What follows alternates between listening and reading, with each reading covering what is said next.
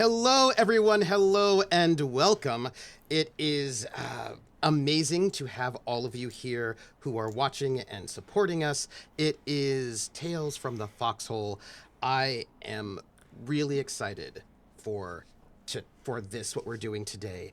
It has been 3 years since we last saw Vivian Sinclair, hard-boiled, hard-charsing investigative journalist on the scene. And I have to say, it is more than everything in the world to play with JakiDash, who is here to play Vivian Sinclair, the most hardcore reporter in all of New York City in 1934. And thank you for being here. I'm going to give the boilerplate first.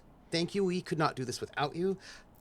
If you would like to support us, you can do that by watching the show. Woohoo! That's the first and best thing you can do. You can also tell all of your friends and also your enemies that we are live. You can retweet or reskeet and let them know, and then they will come and we will all be here together, and the more the merrier. You can also give tips and bits, and if you do, I will read out those messages at the end. You can be one of our Patreons. We have a Patreon, and that all the Patreon funds go to pay the cast, basically. Let me see. What else am I going to tell you about that? We have a special sponsor tier, which is $200, which will pay for 4 players for 1 week in one show. And we only have 4 slots since there are 4 weeks in the month. And if you are one of our sponsors, you'll get a special shout out, which I'm doing right now, a special shot in our credits, and you'll get once a month a radio ad from me to you aired during our break. And we have one sponsor, and that is Will and TW, who has been here from the very beginning and who is amazing. And I don't know what I would do. Oh, also, Will has also been, I don't think, last time he was able to say it, but he is also been doing some supporting some films, and he just supported a new film by one of the people we know on Twitter. So that's very cool, and we'll make sure that there's a link out there for that. So, I think that's all the preamble stuff. The business. Yes. So, my friends, we have to talk about what's going to happen today. It is almost August. It's not August yet. It is almost August. And when August is over, I go back to teaching, and I'm taking a leadership position, so I will not have as much time to do all the things that I want to do. So this August is going to be a bunch of RPGs with people that I adore, and I'm very excited about it. And this is one I've been waiting for a long time. And JakiDash just wouldn't play with me because she couldn't find her wig, and without the wig, there's no point. Honestly, true facts. Like, it's very interesting that when you move, boxes tend to not be unpacked for literally years, and then you're like, I'm sick. Time to unpack my entire house. So it usually works for me. So we found it. We reached out. We figured out the thing. It's going to be great. Yes. And I just adjusted you, and now you look way better. So, oh, thank you. You're welcome.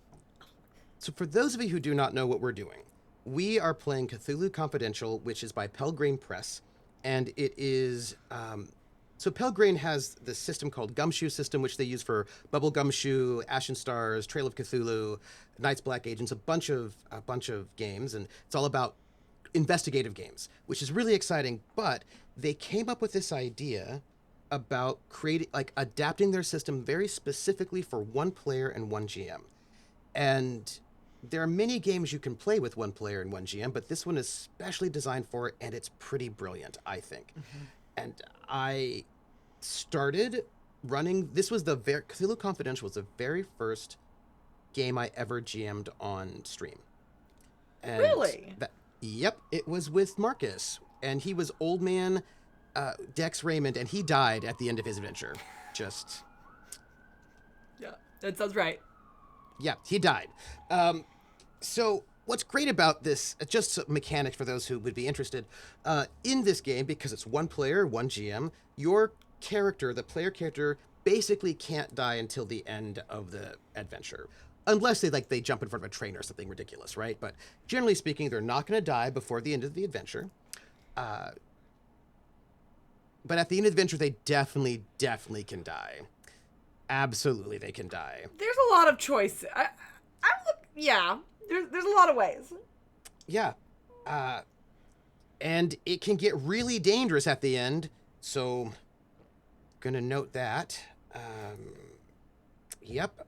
We'll also note that generally speaking, if you have something that might kill you, like, before we get to the end, you can encounter things that are deadly or very dangerous. And in that case, you're probably going to get a problem card that says, hey, if you still have this card by the end of the adventure, that's it for you.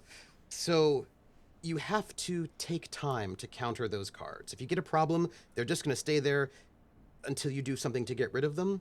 Sometimes they just go out of way automatically, like, you know, get a penalty in your next roll. Sometimes, like, if you're bleeding because you've been stabbed, well, you're going to have to do something about that or not. That's up to you. You know, I'm not going to stop you from wandering around bleeding everywhere, but, you know, it's not great to do that. And if you want to counter a card, you have to do something to do it.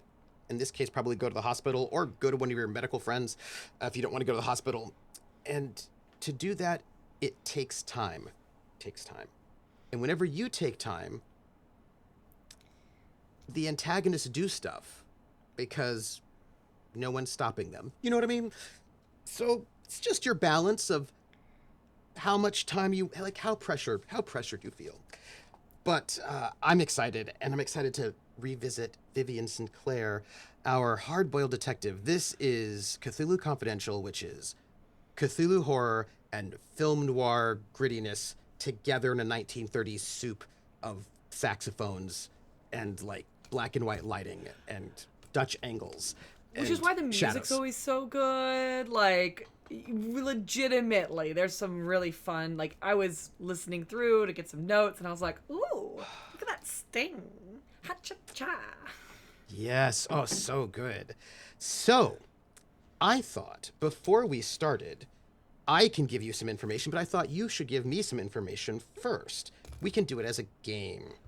Okay. I love games. Let's go. Yeah. So, I'm going to start, I think, with one of the things about this game is that we have problem cards and we have edges and problems. And you start this game with both an edge and a problem. Any kind of edge or problem that has continuity in it is one that just sticks around until it goes away somehow. Why don't you share with me what edge and also problem your reporter has?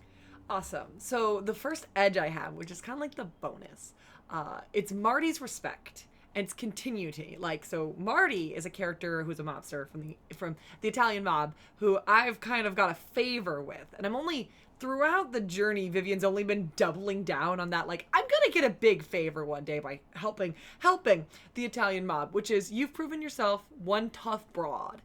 Spend this card to get a favor from Marty. Just make sure it's the kind of favor you can live with. So Yeah. this is the third season, and I've been holding on to this since like the second episode. It's been a long time. So that's there. It might be, it's an edge because it's definitely potential, but is it really helpful? Or is it going to cause problems? Sure. I don't think getting, like, you've been holding on to it for 3 seasons, and I imagine you're going to use it for something. I mean, I imagine you'll be like, hey, Marty, I need some, like, eggs and milk from the grocery store. You probably, like, a bigger thing you'd be asking, and I'm sure that will go well. Yeah, and our problem, which is just, hey, some days you're going to have bad days, you're going to have baggage, and it's anything for a story, which is every good reporter remembers the time their nose for a story puts them in danger. You, on the other hand, you remember the time or two you didn't. And I believe in the first season we talked about that this is related to Vivian Sinclair's old roommate, who was a Broadway star, very young, up and coming, was going to hit the stage with so much talent, and unfortunately they disappeared We no idea, and Vivian never figured it out, and is still never figured it out. I assume she has a notebook somewhere that just has the clues, has a couple phone numbers that don't lead anywhere, and that still haunts her, along with all of the Cthulhu nonsense she's found. Yeah, some people don't want to go into danger. It does not sound like that is Vivian's problem. Not going into danger. So, well, okay, we've established that Vivian carries a bag of rocks or a brick in her bag. We've also established she has a gun. Yeah. Like, we've definitely... she is ready-ish. She's ready for the mundane problems of the world. Yeah. And I think it'll be totally fine. You know, like, I feel like nothing bad will happen there, but you should tell us about Vivian Sinclair. It's 1934. It's New York City. Tell us about Vivian Sinclair. Vivian Sinclair is, as I said last season, no spring chicken, and now it's only more apparent that life has not gone the direction she thought when she was like 18, coming to the city from the farm in upstate. Like, she's like, I'm gonna make waves, and who cares about sexism? I'm gonna become the greatest reporter of all time. And she's still in the same place that she was all that time ago. Does she have respect? Absolutely. Caveat: for a woman. People go to her for information, but you know, any reward that she's written for under her pseudonym, Scott P. Jones, which is where she writes her really hard-hitting facts, is only being accepted by this Larry, who's her intern, who, like, was an intern for her. Like, it's just so wiggity whack. And so now she's at this point where she knows she's never going to get where she wants to in her career. There's just no way. And so it's this weird spot where she's still not giving up. But now young women are also coming to her for advice, which makes her only feel that weird matronly role she never wanted to take. Yeah. You know, this could coincide with the fact that, like, maybe she's had to box dye now. And I don't even think they had box dyes at this time. But maybe she's had to, like, go to the department store for Oh, you can go get some dye. There's salons for you. There's salons for you. Yeah, I just don't think there's, like, an at-home thing right now. But no, not in the 30s. Yeah. And so, like, that tied into her, like, family's really excited that she did get engaged to Joseph O'Connell, which is Who's that? Joseph O'Connell is the detective who she's had, like, an on and off relationship for, like, I would say, like, 6 or 7 years. And there's been a lot of conflict. They're both really into their jobs. Yeah. And like, both of them are, like, very career driven, which as a result has meant that both of them are in the relationship at different times. Yeah. And O'Connell now knows about the Cthulhu-ness of the world. The last season ended with them sharing pie and meatloaf sandwiches in a diner. And Joseph trusts it. And, like, maybe even is like, oh, that kind of makes me feel like this story that one of my juniors told me. Yeah. But it's not like he's like, you can't do your job. Because he'd never do that. It's just ultimatums are starting to approach, really. And that's just hinted. Dangerous. You know what I mean? Yeah. How old is Vivian?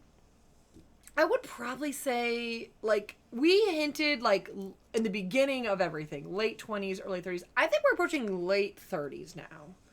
Like, we could actually get a date, but, like, yeah, mid to late, which, again, in this period, like, I'm unmarried. Yeah, I know. It's bad. I still have bad. I think I still have a roommate, because I don't think I would be living with O'Connell yet. It's still the time, which her family's very excited about the engagement. Her, like, 19-year-old roommate's really excited about the engagement. Because also, it might be very, depending on where you lived, you might not actually be able to rent an apartment. No, we talked about how it'd be wild that she would never live alone because money-wise. Yeah. And so she's kind of like And I would even say, and I don't think this is the time where you need chaperones, but I think she's even been a chaperone for one of her roommates and a date because, like, yeah. So it's really just not a great time in the out. I mean, she got engaged. That's great, but also I think we've talked a little bit about she's gathered Cthulhu mythos. Like she always knew that there was like a pile of like these don't make sense. These things don't make sense with our world, and now she can find those cases by just. It's not like a supernatural sense, but she can look at a case and be like, oh no, this one. Yeah. This one's going to be a problem. They always seem to find you. You know what I mean? Mm-hmm. Yeah. Well, but I imagine that this time that won't happen. Never. Never. And I think O'Connell's even started to be like, maybe you should not do those. Maybe you're very smart. Just make the crossword. Like, just do puzzles. And I think that's actually why they haven't talked in about a week. Yeah, and your roommate is Catherine Evans, who's a shop girl at Gimbel's. Oh, Gimbel's? Yeah. Which is very nice, because I assume Vivian overuses the discount.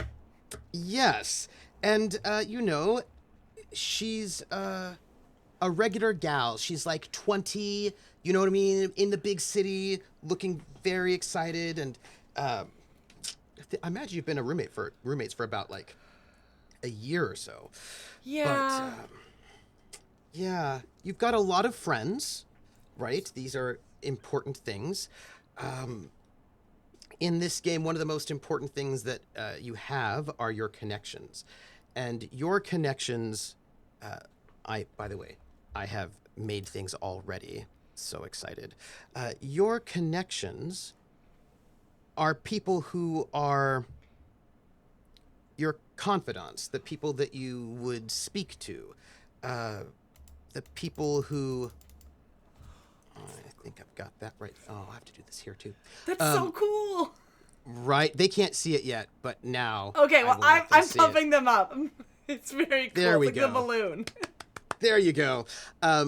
So you've got your contacts, some of the closest people to you, the people who you can go to when you need advice and help, when you're thinking, I don't know what to do with this, right? And you have Esteban Gonzalez, who's basically an adventurer. He travels the world. He runs around town as you do. It's not a bad thing. But he's the kind of person, if you need some anthropology or you need other, like, some occult stuff, well, I mean, he's not super occulty, but he has traveled far and wide, and he's the kind of person who will get you information if you need it, right? He, son of Cuban immigrants, he's an archaeologist. He goes off in the summers on field work. Yellowstone, Southwest. He works, I mean, all these sorts of things. He hangs out now as like he does amateur archaeology expeditions since he doesn't work in a university. And he also works, he gives guidance to the American Museum of Natural History. He specializes in pre-Columbian artifacts of Western, Central, and South America. He hikes a lot. You know, and I believe you two met on an expedition that he led for the National Geographic Society. Which I was reporting. I was probably an intern at the time, like pretty young. And like, you know, we've been tight. I assume he's what was I thinking in my head? This belongs in a museum core. Like, he's not doing it for personal. Yes. I think he's definitely like I would like to discover this, not only to get my name on it, but to get it out there. Yes. And he is your contact. He has anthropology, archaeology, art history, geology, also outdoorsman, which is good for tracking. Louisa Reynolds. Oh, Louisa. She's great. She's a nurse, which is very useful in case you need that. She knows medicine, pharmacy, and also psychology. And she is, she was born a Sinclair, actually. She's a third cousin to you. She's one of your third cousins. But from the wealthier side of the Sinclair family, not your side. Not the farm side. Not the farm side. Yeah, the farm side. The farm side.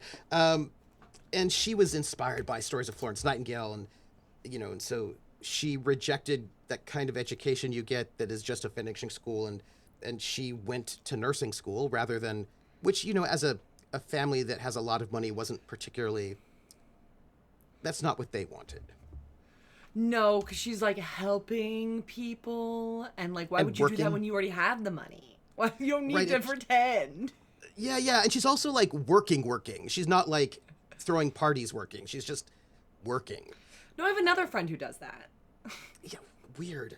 But she married Arthur Reynolds, who was a very sort of prominent psychologist, which is a pretty new field. And when she did get married to him, everyone figured, well, now you're married, you're just going to retire and have kids, and have fundraisers to help his career, which maybe do some charitable institutions. And then finally, she's going to start behaving like a lady that she's supposed to be. And that's not what happened. Her husband hired her to be the sanitarium's chief nurse, and she has spent the time doing extensive study in psychology, doing so much to advance knowledge. She is in her mid-20s rather than the mid-30s that you are. Mm-hmm. Her family thinks that you're a very bad influence on her. I am. They really think you're a bad influence on her. Yeah. What do you mean? What do you mean? She's not behaving in a ladylike way. They put her, they gave her cotillion lessons and all that, and she hangs out with you in the city, and she's, I think Louisa and Stella are now like kind of close in a weird way, which is also not great, because Stella's into the occult and does parties and seances and like that also. Yeah. She's probably actually now because it's been a bit, she's probably late 20s now. She's done a lot in her time frame, and she knows a lot, and if she doesn't know it, she's got access to this really great medical and psychiatric library. So she's fun. Stella Abrams, you know Stella. Yes. Stella's your pal. Yes. She's an amateur occultist. Mm-hmm. Also has quite a bit of money. She's a medium, or sometimes, well, she isn't herself a medium, but she has lots of friends who are mediums. She's really interested in the cult. It's very fashionable. Whatever it is, she wants to know all about it. And she's got all sorts of books in it, and she does seances and Ouija boards, and she's always doing something mystical. Many of them are probably grifters who are just trying to steal things from her. But she's very dramatic. She likes the heavy coal makeup and like a turban, and like she's very dramatic is what I'm gonna say. You have a lot of dramatic friends. I Shocker. Me? Yeah. Dramatic friends? Yeah. And she likes to paint. She's a painter. She's a real bohemian is what she is. Yes. And she dates whomever she wants. Whomever she wants, regardless of what society might think about it. And she is... she has a good joy for life. She likes having a nice cocktail, having nice parties, and exploring strange, the mysteries of Tutankhamun, pyramids. She loves that sort of thing. She knows architecture, craft, Cthulhu mythos, occult, and theology. She loves architecture. And then Nettie Rice, it was your former professor at Hunter College. And she is, astronomy, biology, chemistry, languages, and physics. She still teaches there at Hunter College. Very tweed. You took natural science with her. And she sometimes helps out with your investigations. And she's always working and grading. And but she teaches all of her she spends time with students. She teaches her classes. She does her research. But she drinks a lot of coffee. Is a lot of coffee. Sometimes she misses stuff, but you know, she's a little overworked. Yeah. She wants you to be a bit more scientific, you know, about things. Yeah. I can see that. That's all. Yeah. And then there's Joseph, your fiance, Yes. who is a police lieutenant in the New York City Police Department. You met during a case. You have a long on and off again. Yes. Very But now dramatic. Very, again, some of your peeps are very dramatic. And he knows all the things now. And you are now engaged. Yes. I don't think the fact that you're buddy with a mobster will at all be a problem if he knew about it. I think how do I say this nicely? So someone asked, why is Marty not a card on here? And that's because Marty isn't a knowledge person. Marty is a one-time use token, basically. Yes. Because Vivian has twice now really done good for the Italian, which is not great for Marty, because legitimately she cost him a case. And I think I don't think he knows that yet. I think he knows that, like, man, it's so wild that this, like, Cthulhu case with this, like, mirror dog happened in the same place that I missed the two leads of the Irish mob and the Italian mob meeting up. And because that was going to be his big catch, right? Or he might have died, you know? Or one of those two.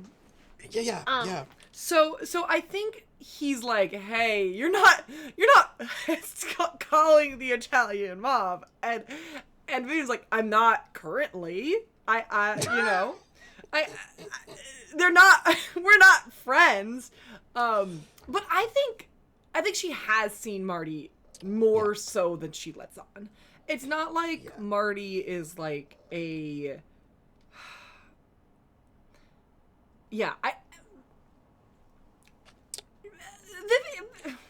Vivian just might be making bad choices. Like, it's Marty's fun. It's adventurous, which right now her life's not full of adventure, which she always likes, even though it's scary. But like, Marty's normal fear, like adventure, like guns, but like not like spooky monster. So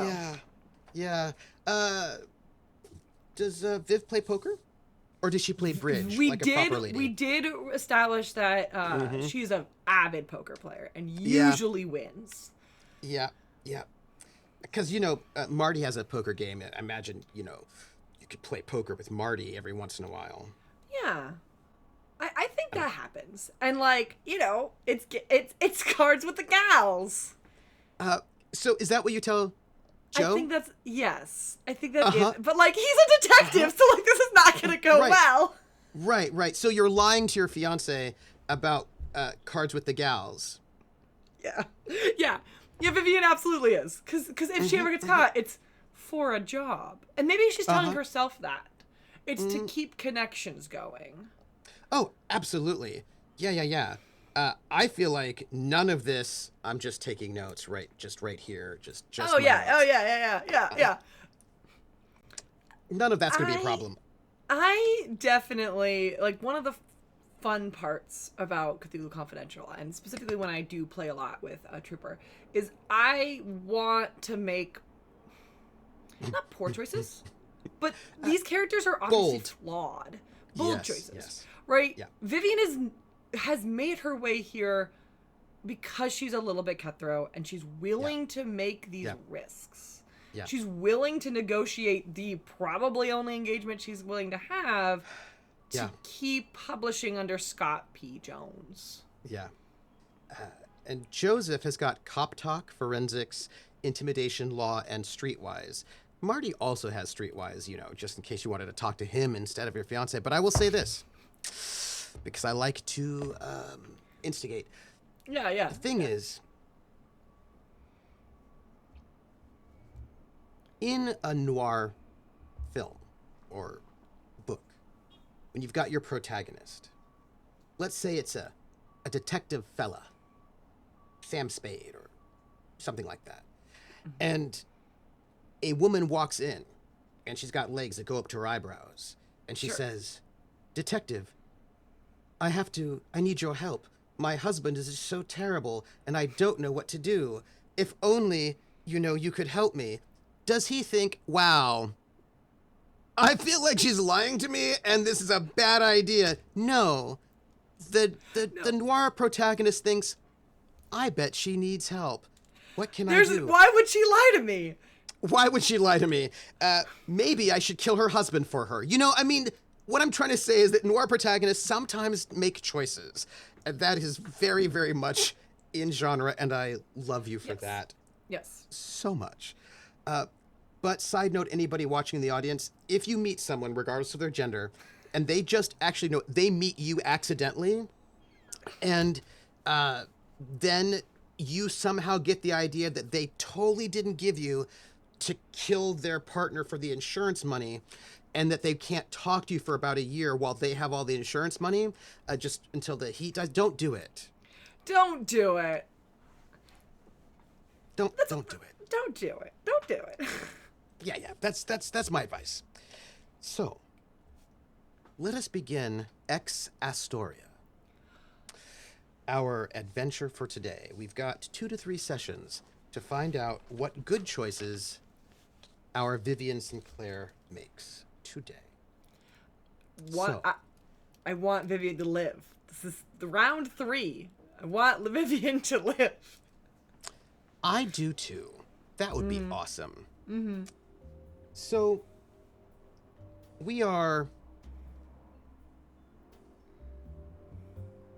it's New York City, 1934. The city is tense. 1934, we're in the middle of the Great Depression. No one's having a good time. It's March 26th. Still hot. Spring. We're moving into summer. Still a bit sticky and sweaty in the city. On the streets, there are bread lines. Only 4 or 5 in the city. Churches, governments, where people line up for hours, all day, standing in line, hoping they can get some food. But the churches often run out, and it takes them hours before they can get anything. But it's not like they're going to be missing a job, because there are no jobs. They're out of work. No money and no hope. All over the city, there are Hoovervilles that have just cropped up. Tent cities, the various parks, where people with no place to live and no money to pay rent live in sort of hastily built shacks made out of plywood, with no heating, no electricity, no air conditioning. Just lost, hungry, with families or without. Haunted eyes in a cold city, waiting for something, anything. Some people have jobs, but the president, Roosevelt, he's been working on trying to find ways to inject money into cities. How can he help? He's made a lot of schemes. The Works Progress Association, where he would hire artists to paint murals on buildings, or writers, anyone really. All these government projects to try to give people work, but also to give money to a city itself. And whenever there are big amounts of government money, there's the opportunity that some people might like to get it. 1934, as reporters go back and forth, there's one thing that's on, well, there are many things on people's minds, but there is one sort of interesting. You see, New York has the island of Manhattan and the boroughs around it, and clean water is an important thing for your home and your houses and for life. But there's not a lot of water on the Isle of Manhattan or in the boroughs. So they built a water tunnel. This water tunnel was built in the 1800s, City Water Tunnel number 1, that went from the Catskills and brought water into New York, but of course it didn't go everywhere. So when the government, the federal government, said, hey, we've got money, we need to make big projects that will employ lots of people, they decided to build another water tunnel. This would be City Water Tunnel number 2. And it began summer of 1933, so just recently. And this is a tunnel that would bring water into Queens. It has to go underwater, right? It's built to make this, you need to build tunnels. And this is hard work to build a tunnel like this. It's ambitious. It's a New Deal project bringing lots of money and lots of jobs. And it's going to funnel water from the Catskills aqueduct into the Bronx, the East River, Western Queens, Brooklyn, Staten Island. The thing is, the people who do this work are good union men. They're called sandhogs. And they are miners, urban miners. And they have to build the infrastructure of this city. They've got to go deep underground, 500 feet beneath the earth or lower. And they need to bring that dynamite and start exploding tunnels and then building concrete and steel to make the subway, the water tunnels. All of these things are things that these men have to do in very, very dangerous conditions. Many of them will die. Not too long ago, actually, there was an explosion a couple months ago. What happened was that, they are expert in setting charges, and they have to decide how much of the gunpowder, the gunpowder to sort of set to break through the rock, because this is heavy, heavy rock. And unfortunately, they miscalculated. I mean, it was heavy rock, but it turns out there was mud on the other side. And when they blew a hole, it went too big, and 3 of these sandhogs got sucked into the mud. One of them was sucked up and then just suffocated and died. The other one was sucked up and shot through and hit his head on the bottom of a boat in the river and died. And the third one was shot up through a geyser of water, fell back into the river and lived to tell the tale. But this is something that, it's hard work. People don't tend to live very long. But they are building the city that we all live in. Without them, we wouldn't have the subway or water, fresh water. Now, the thing is, somebody in this city decided they'd like a piece of that money too. They decided that there should be a second water tunnel, an offshoot water tunnel, bringing water deeper into Queens, to Astoria. Hudson Company decided, Hudson Enterprises, that they made a bid to build an offshoot water tunnel, which would be called the Wynn Water Tunnel, because Queens deserves more than just a few miles of City Water Tunnel number 2, right? They won the bid. Research about that is up to you later. But they started moving fast. And they wanted to get that money from the National Industrial Recovery Act. And they were successful in their bid and construction started in October, so not too many months ago. The workers, they broke ground. They've been tirelessly working since then. Everything was fine. At least that's what you've heard. At least for a while. Until there was an accident.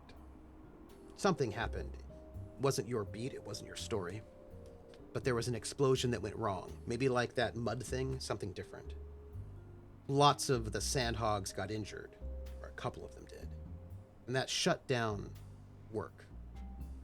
Well, Ernest Foley's the head of the union, and he made sure that no sandhogs were going in there until there was an inspection. Until we knew it was safe. So that's what you heard. Last time, well, that's not the last thing you heard, but that was one of them. That was about 22 days ago when that happened. Everything should have been shut down by then. Except, well, you got a bit of a scoop, didn't you? Always. From Joseph. I do not think that you are engaged to him because he gets you cop information. It just so happens No, that he gave you it's cop just information. convenient. And I think he wants to give me the information that he knows is like a less dangerous case. Like he's like, oh, this one. I don't. Yeah. You were probably having dinner, maybe at his or yours, and he just happened to mention a kind of an interesting tidbit. About 4 days ago, there was a robbery at a pawn shop, you know? It wasn't a big deal. I mean, it wasn't his case, but he heard about it because it's a bit of the gossip. The guy that got arrested for robbing this pawn shop, it turns out that he was working as a miner on the Wynn water tunnel.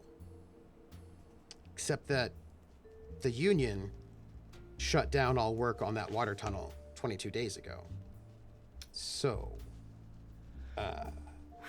turns out, word on the street was that Hudson Enterprises is hiring scabs and is secretly continuing work on the tunnel. Well, it's less of a secret now because now the cops know, now you know. Right. And now the union knows. And does the union know yet? oh, well, you see, here's the thing about that as you're in your office. Marty, your editor, calls you in. Vivian!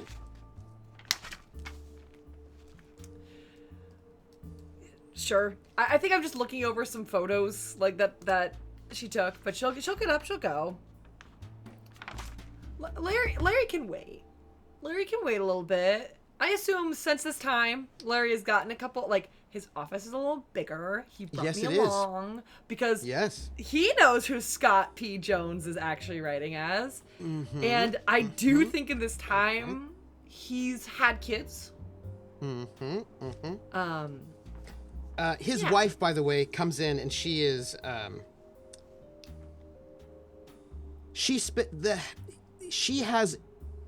we're in the middle of the Depression, and maybe she shouldn't wear such fancy clothes. Sure. It's fine. You know? Yeah. And it's a thing where, like, he clearly wants to be in, I don't know, society circles, I guess. Yeah, He wears expensive using ties. He's starting to use his position to try to get new places. Yeah. Yeah. All right. So Vivian comes in. Vivian has been doing okay. She still has her job. Like, you know, her suits have been retailored a couple times to make sure they still look good. They're probably a little dated at this point. Like, not because, like, a choice, but, like, it works for her. She looks good in it. But, you know, there's new fashions. She's been in this biz for, like, 10 years, 10-ish years, right? Yeah, you were reporting the 20s. That was a wild time. Cocaine everywhere. And alcohol. Prohibition. It was fun. There's a woman in Marty's office with you All right. when you arrive. And Larry, by the way, has got his head poked out to see what's happening because he heard your name called, and so he's always interested to see why the editor-in-chief would be calling you and not him. He might have jealousy issues. Do you know what I mean? Or it's fine. I wouldn't worry about it. I think he knows how good he actually is. Like, I think he knows, right? So Vivian's gonna go, and she might like grab. Oh, I don't even know if they'd serve free coffee because she usually just fills up her coffee. Yeah. Okay, cool. She's gonna take like a cup of. She's gonna take a cup. She just goes in. The newsroom runs on coffee. Yeah.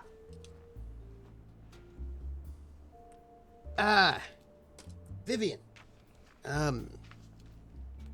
Sit down. It's about like 3-ish in the afternoon. Mm-hmm. Let me introduce you to Carmela Savino. And she's young. She looks to you to be 21, 22, perhaps. She's got a camera. Oh, no. She's got that look. No. Look. Oh, no. What? This is in head, oh, no. She's a lady photographer. You've not seen her before. Maybe you've heard about her, but you've not seen her. Mm-hmm. Marty goes, all right, Vivian, we got a situation. At least that's what I've heard. This is a big chance for you. It's a big chance for all of us. Let's hope what I'm hearing isn't true. But, I'm going to give you a photographer. I know you yourself are an excellent photographer, but this here Miss Savino is new, and you could show her the ropes. Yeah. And he gestures to Carmela, who stands up. Hi, Miss Sinclair. It's a pleasure to meet you. I've heard great things about you. I've seen some of your photographs, and it's a great honor for me to be able to accompany you on whatever it is the boss is going to have us do. Thank you for agreeing to let me shadow you, and we're going to do great things together. I know it. Can I take a moment before I respond and just I have investigative abilities. This could be history. Yeah. This could be photography. Yep. I just want to try to see if I remember the name from anything.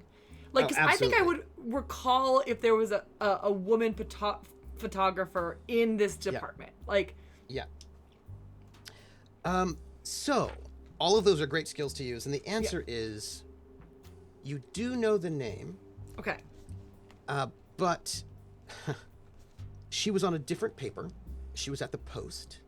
Okay. And what you saw, you don't remember actually seeing photographs of hers until, I don't know, the last 2 years maybe, so fairly recently. Mostly society things over at the Post, right? So garden parties, gardens, people at, various, it's the kind of stuff they put lady reporters on. I've done it. I've done that work. That's like my initial work. Yes. I read the Post, I think, at the diner that I meet O'Connell. I get there 30 minutes early. I read the Post. So I'm assuming I actually saw, it was one of those coffee rings around the name, kind of pull it up. And I'm like, oh. Yeah. She's not doing reporting, though. She's only taking photographs. No, but I've seen they put the name underneath the photo. Yes, they do. But she's clearly working for the Herald now. And it must have been fairly recent. And if she's here in the office with you, your guess is she wants to do more serious work. Yeah. And the Post was not going to give it to her. But her work is good. She's not super experienced. She's young, but your sense that she's probably been taking photographs for some time now because she's got a good eye. Yeah. It's a little arty, like not too arty, but good. Like focusing on people's eyes. Do you know what I mean? Like there's a sense of the humanity of whomever she's taking a photograph of.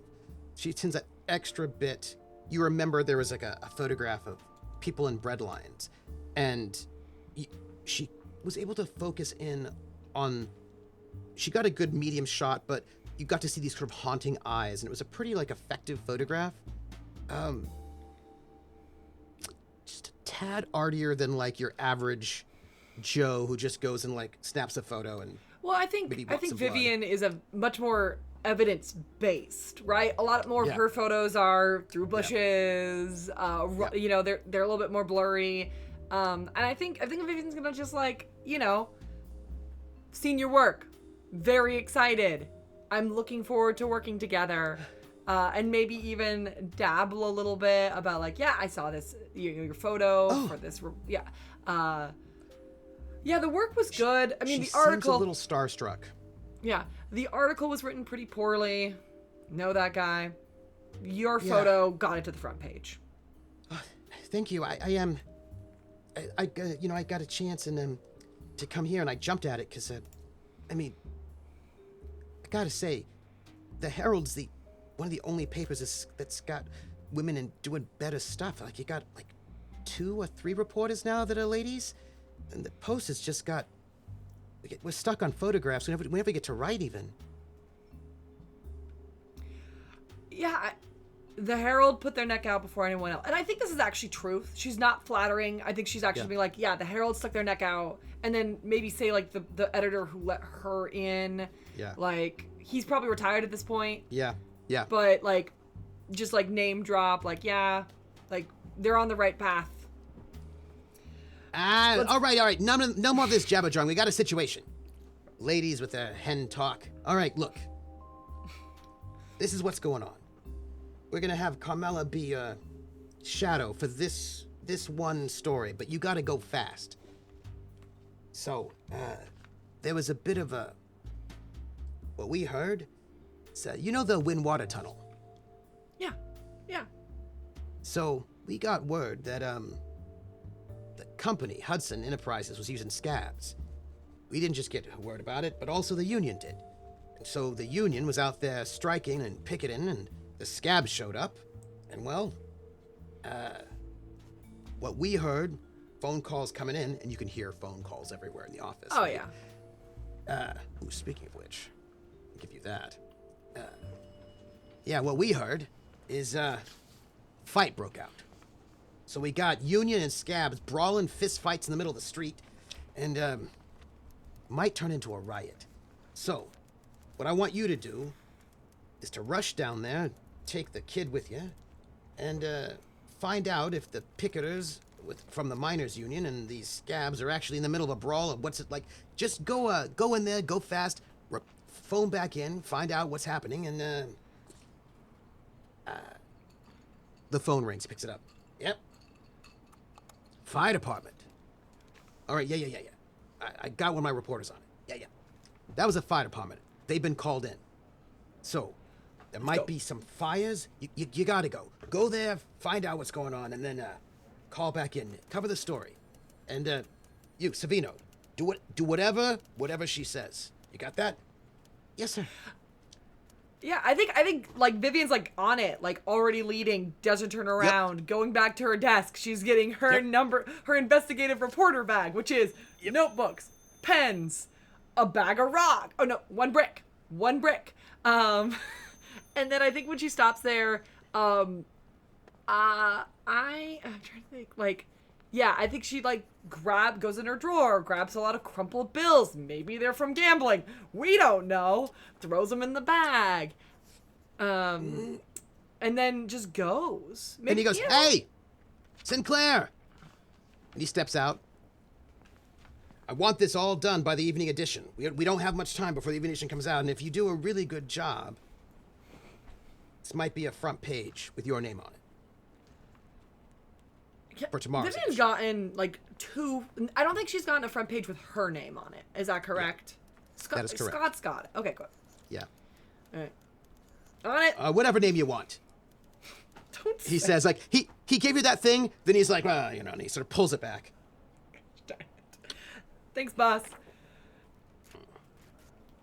And I think they Carmela, go, and I think she even, like, hires a taxi. Like, she gets Camilla. Is Camilla at least wearing pants? Like, does she know? Is she still, like, is she skirting it? Like, because I think Vivian at this point is old enough to just be like, I'm wearing pants. Who's going to say anything about it? Like, it's a little scandalous, but Marlene Dietrich does it. You can do it. So does Katharine Hepburn. It's fine. yeah. She is not wearing pants, but she is wearing a skirt that is, how do I put this? Fashion at this point in time, it's 34, is sort of sleek, right? Yeah. Like, and on the body. And she is wearing a kind of like a circle skirt. Oh, okay. That's going to be great. But it's not in fashion at all, right? This is very much not in fashion. And you suspect it's because she wants to be able to move, right? Like, she's got her, like, blouse and jacket, and she got this circle skirt that looks maybe a little working class, but it really looks like she wants to be able to run, right? And she's got flats. Girl after my own heart. Let's go. So I think if she moves too slow, like, Vivian actually, like, let's go. Like, actually, like, kind of, like, jogs down the stairs, and it's a lot of stairs. Yeah. Hails a taxi. Do you jog down the stairs because it's faster than waiting for the elevator? Absolutely. I think she hails a taxi. She takes the taxi to, like, 4 or 5 blocks outside where it actually will be, because I assume there's going to be a bunch. Where are you going? Wind tunnel. No, actually, and then she, like, names a like a store 3 blocks away from it. Yep. Yeah. Because there's going to be traffic. There's no way. Yeah. And I think she also goes into the bag and pulls out, like, or no, she doesn't, because that would be way too much. Be like, there's extra quarter in it if you can get there fast as a hair. He's like, you got it, Toots. And he floors it, hot-footing, all around town, right? Like, and as you're, like, heading in, you can start hearing the sounds of sirens, right? And there are fire trucks heading off, and you're heading off towards Queens. And as you get closer, you've got a bit of a ride. It's not too much. Mm-hmm. And I would say, you know this as a person who's been around the office. One, your editor sending this reporter with you is not an insult. It's actually a vote of how important he's seeing you, right? That you don't have to do both. You can just focus on the story. And this is a big one, and he didn't send Larry. I'm just also noting that. Who is in the office, after all. But, didn't send him. Just, I will note that. So, as you're driving, is there anything that you want to ponder with your skills that you might have known already ahead of time? I think I do have one. Like, I do want to kind of give some words to Camilla. I want to be like, hey, I've seen your eye. I want you to focus on front lines, be behind someone in charge, but get those shots. Okay, I got it. Yeah. I want people, not things. Okay. Because already she's starting to think about how she's going to write the story. She's always been a people first kind of writer. Which is why I think it works, right? She's like, how is this affecting the people of New York, not the landscape of New York, right? Yep. And then I also think she's, she doesn't even tell Camilla about the lighting of the space, because, like, she also knows a little bit of photography. Like, hey, the sun's going to be at this point. Like, make sure you're on this back end.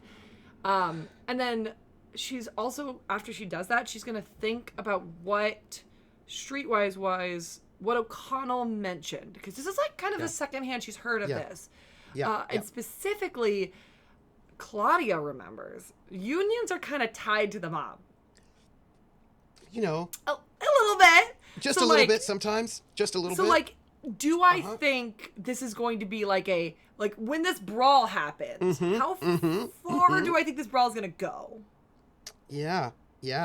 So it's true that the mob is sometimes interested in construction. and unions and trucking and because like you can't hide a body in cement shoes if you don't have access to cement. Cement. You know what I mean? Yeah. Absolutely. Yeah. So, it's entirely possible that Marty might know a person or two. You'd have to... It's not been out and about, but there are a couple things you do know. This union, from your Streetwise, is Chapter 147 of the Laborers International Union of North America, right? The miners' union, the Sandhogs. And they do all the infrastructure work. Subways, bridge support, gas and water tunnels. And also, this union has one of the lowest life expectancies and the highest fatality rates in the entire city. You also know as a reporter that the union boss, Ernest Foley, is a bit of a media hog. It would not be hard to get an interview with him on the union side of the story because he really loves being interviewed to tell the union side of the story. Maybe he might want to run for mayor one day or something. It's, like he's he's always looking to speak to the press, and he's one of these guys that when you've seen him before, he tends to like give speeches rather than interviews. Maybe he's practicing, perhaps. Yeah. He loves it a lot, and he often is present. Well, it depends. It depends on whether he's going to be arrested or not. But you also know the Union Hall. You know where the Union Hall is, where you could find him if you so desired. I will say this, because you asked. The Union does not joke around. These are people who have very dangerous jobs and are very, very strong and don't like scabs or people muscling in on their thing. And you just don't cross them. So this is likely to get quite violent. Yeah. Which is why I want Camilla to be behind someone of authority. Yeah. Now, is Vivian gonna follow that? No.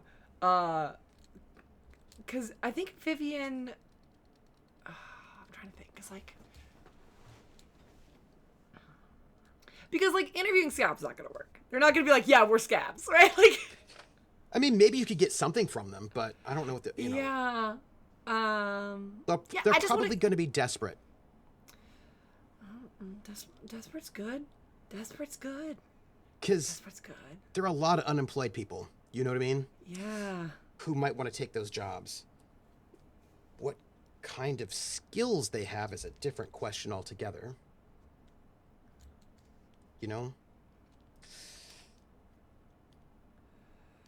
Because the union has a lock on all the skilled labor on this matter. So right. That's... You gotta be skilled. You're going under the ground. Yeah. So in terms of other things you might know, especially with Streetwise and maybe also history. Yeah. This whole project, the Wind Water Tunnel, was pretty contentious from the very beginning. The Catskill Aqueduct, which was completed in 1924, it's probably like an early story that you were on. Mm-hmm. That's about when you started. Brings water down all these reservoirs into the city, and it had only reached northern and the northern and the western boroughs. And then the water tunnel number 2 project was going to bring cleaner water to the rest of the city, and its planned route cuts down to Queens near its border with Brooklyn, and then runs across Brooklyn to Staten Island, which doesn't actually put a lot of water into Queens. And a couple years later, the Wind Water Tunnel plans were developed. And it was a local politician, a local alderman, who insisted that Queens should get this tunnel. But everybody outside of Queens thinks this tunnel is pretty unnecessary, that you don't really need it. There's word that people are like, all right. people are just trying to grab money. It's like a money grab. So there's and you don't know much about HUD. You don't know much about Hudson Enterprises. You haven't really heard about them before. Right. But they got this really big bid. And as you arrive on the scene, you're going to head a little bit sort of further back by like a shop. And what you come across is a riot, actually, is the best way I can put it. Yeah, you're on 41st Street and Astoria Avenue, and the fire department is here, the police is here, there are a couple of trucks, there are the police everywhere, and there's a cordon been set up so that people can't get in, so that trying to stop people from getting into this place. There are also, this is to keep out civilians. If you're going to get closer to get a good look, you're going to have to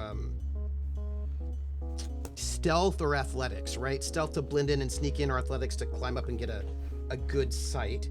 They're keeping out everybody except maybe residents, and the buildings are on fire. Many buildings are on fire. Not just a rumble between 10 guys. We're saying fires are getting set. Okay. What I'm saying is a fire started somewhere and it has spread. It has now engulfed 5 entire buildings. And these are apartment buildings with shops. So there's this huge, it is a massive blaze. You thought it was gonna be a brawl. No, there are 5 apartment tenement buildings completely on fire. The fire department is trying to control this, and there are people fighting each other, brawling in the streets. It is madness. It is not at all. And you've got residents who are sort of freaking out. It might have started as a fuss fight when the calls came in, but this is now just completely off. Now the fire department has been able to take 2 of the buildings and get them under control. So now it's just 3 that are raising, and there is debris and trash all over the street. And there are valuables. People have thrown their valuables out of their windows, and so there's just valuables lining the street from people throwing their clothes and everything they could out of their windows so they can maybe save it. And there are a number of businesses here because you wanted to go buy a shop, and there are a number of businesses in this place, and with apartments, right? It's mostly businesses on the first floor, and then apartments on 2nd, 3rd, and 4th floors above them. And most of the people, the rioters, are under control at this moment by the police. They have separated the unions and the union guys and the scab guys. And you can tell, Vivian, you can tell the difference between the union and the scab. The union guys have got little badges. You can't see them very close up. They're pretty fit. The scab guys look underfed and not so fit. They're very motley, right? They look really just like you picked up unhoused people off the street and had them work in mines. Is what it looks like. Yeah, this is okay. Yeah. I'm also going to note that there's some violence that you need to think about as you're going to decide. At this moment, you can't really see because there's such a huge crowd. You're going to need to get a better vantage point to see what you can see, to get a good overview. And how would you like to do that? So I think as soon as the car stops, I think Vivian's actually going to push, because I don't know if Camilla's seen a riot. No. I think she's gonna be get photos, don't be afraid to use a brick, which is not good advice, but it's the advice Vivian's gonna give before she leaves the other door. Because I think this story is now changing from there are scabs to, okay, there's a riot. Yeah. It's a good story.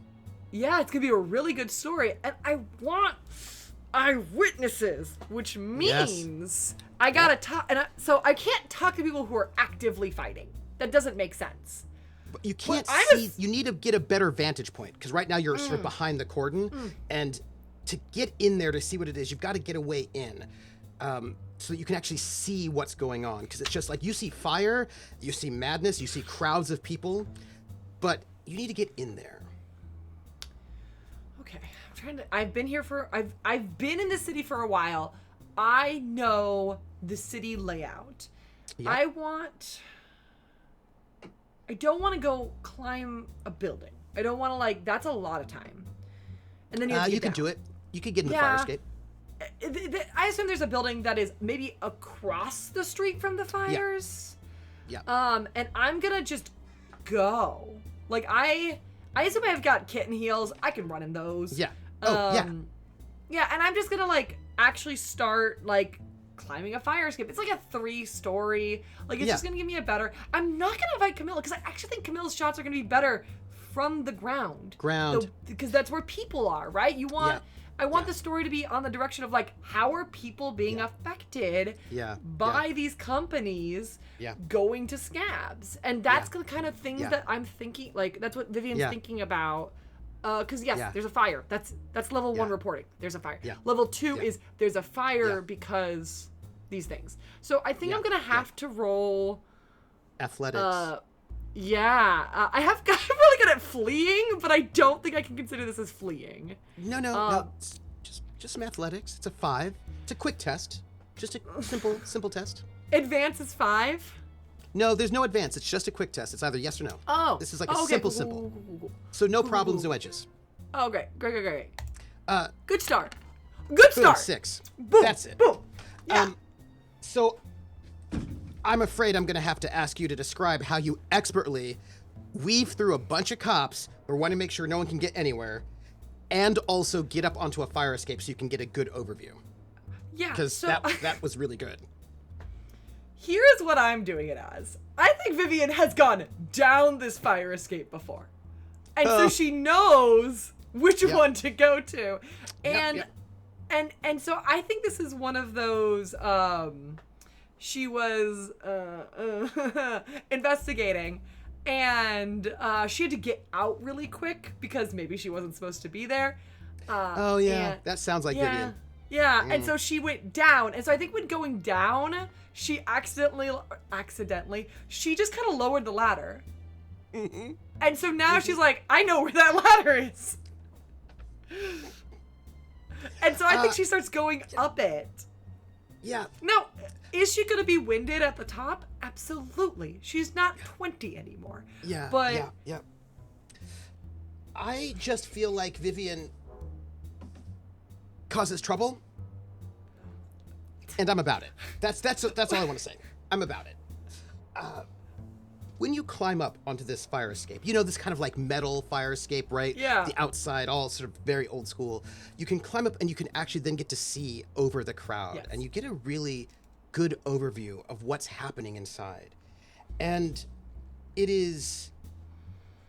The police have separated the two sides, so they cannot fight each other anymore. And you can see the Union, and they are angry, and you can see them every once in a while, they'll put their fist up in the air, and they're going to shout, an injury to one is an injury to us all, and like you can see they're hot, right? But they're not being violent, right? Like they are throwing they're projecting force, they're projecting danger, but they're actually not fighting. They've accepted that they've been sort of pushed to the side, that they've been separated. That is not the only thing that you see, though. You also see one rioter, and he looks pretty motley. You think that he's probably on the scab side. Yeah. And the police are beating him. Oh, okay. But he is also fighting back. And you can hear one of the cops, these are all beat cops with their billy clubs, saying, stay down. And this guy just keeps getting back up and going after them. And you can hear some of the other scabs being like, knock it off, Benny. Just stay down. Stop it. And none of the other scabs can come in to try to help their friend, but he just keeps getting back up and just going after the cops again. Just wildly swinging his fist. Just madly attacking as if he's just furious in a rage. And you can see that the cops are trying to get him to stop, right? Again, he just won't. And then there's just more cops. You can just see and you can see Carmela like snaking through the crowd and trying to get shots as they just sort of descend on him like locusts. And even when they've got him pinned, he keeps trying to fight. And it's weird. It's just like a slightly weird vibe, but maybe tensions are high, I guess.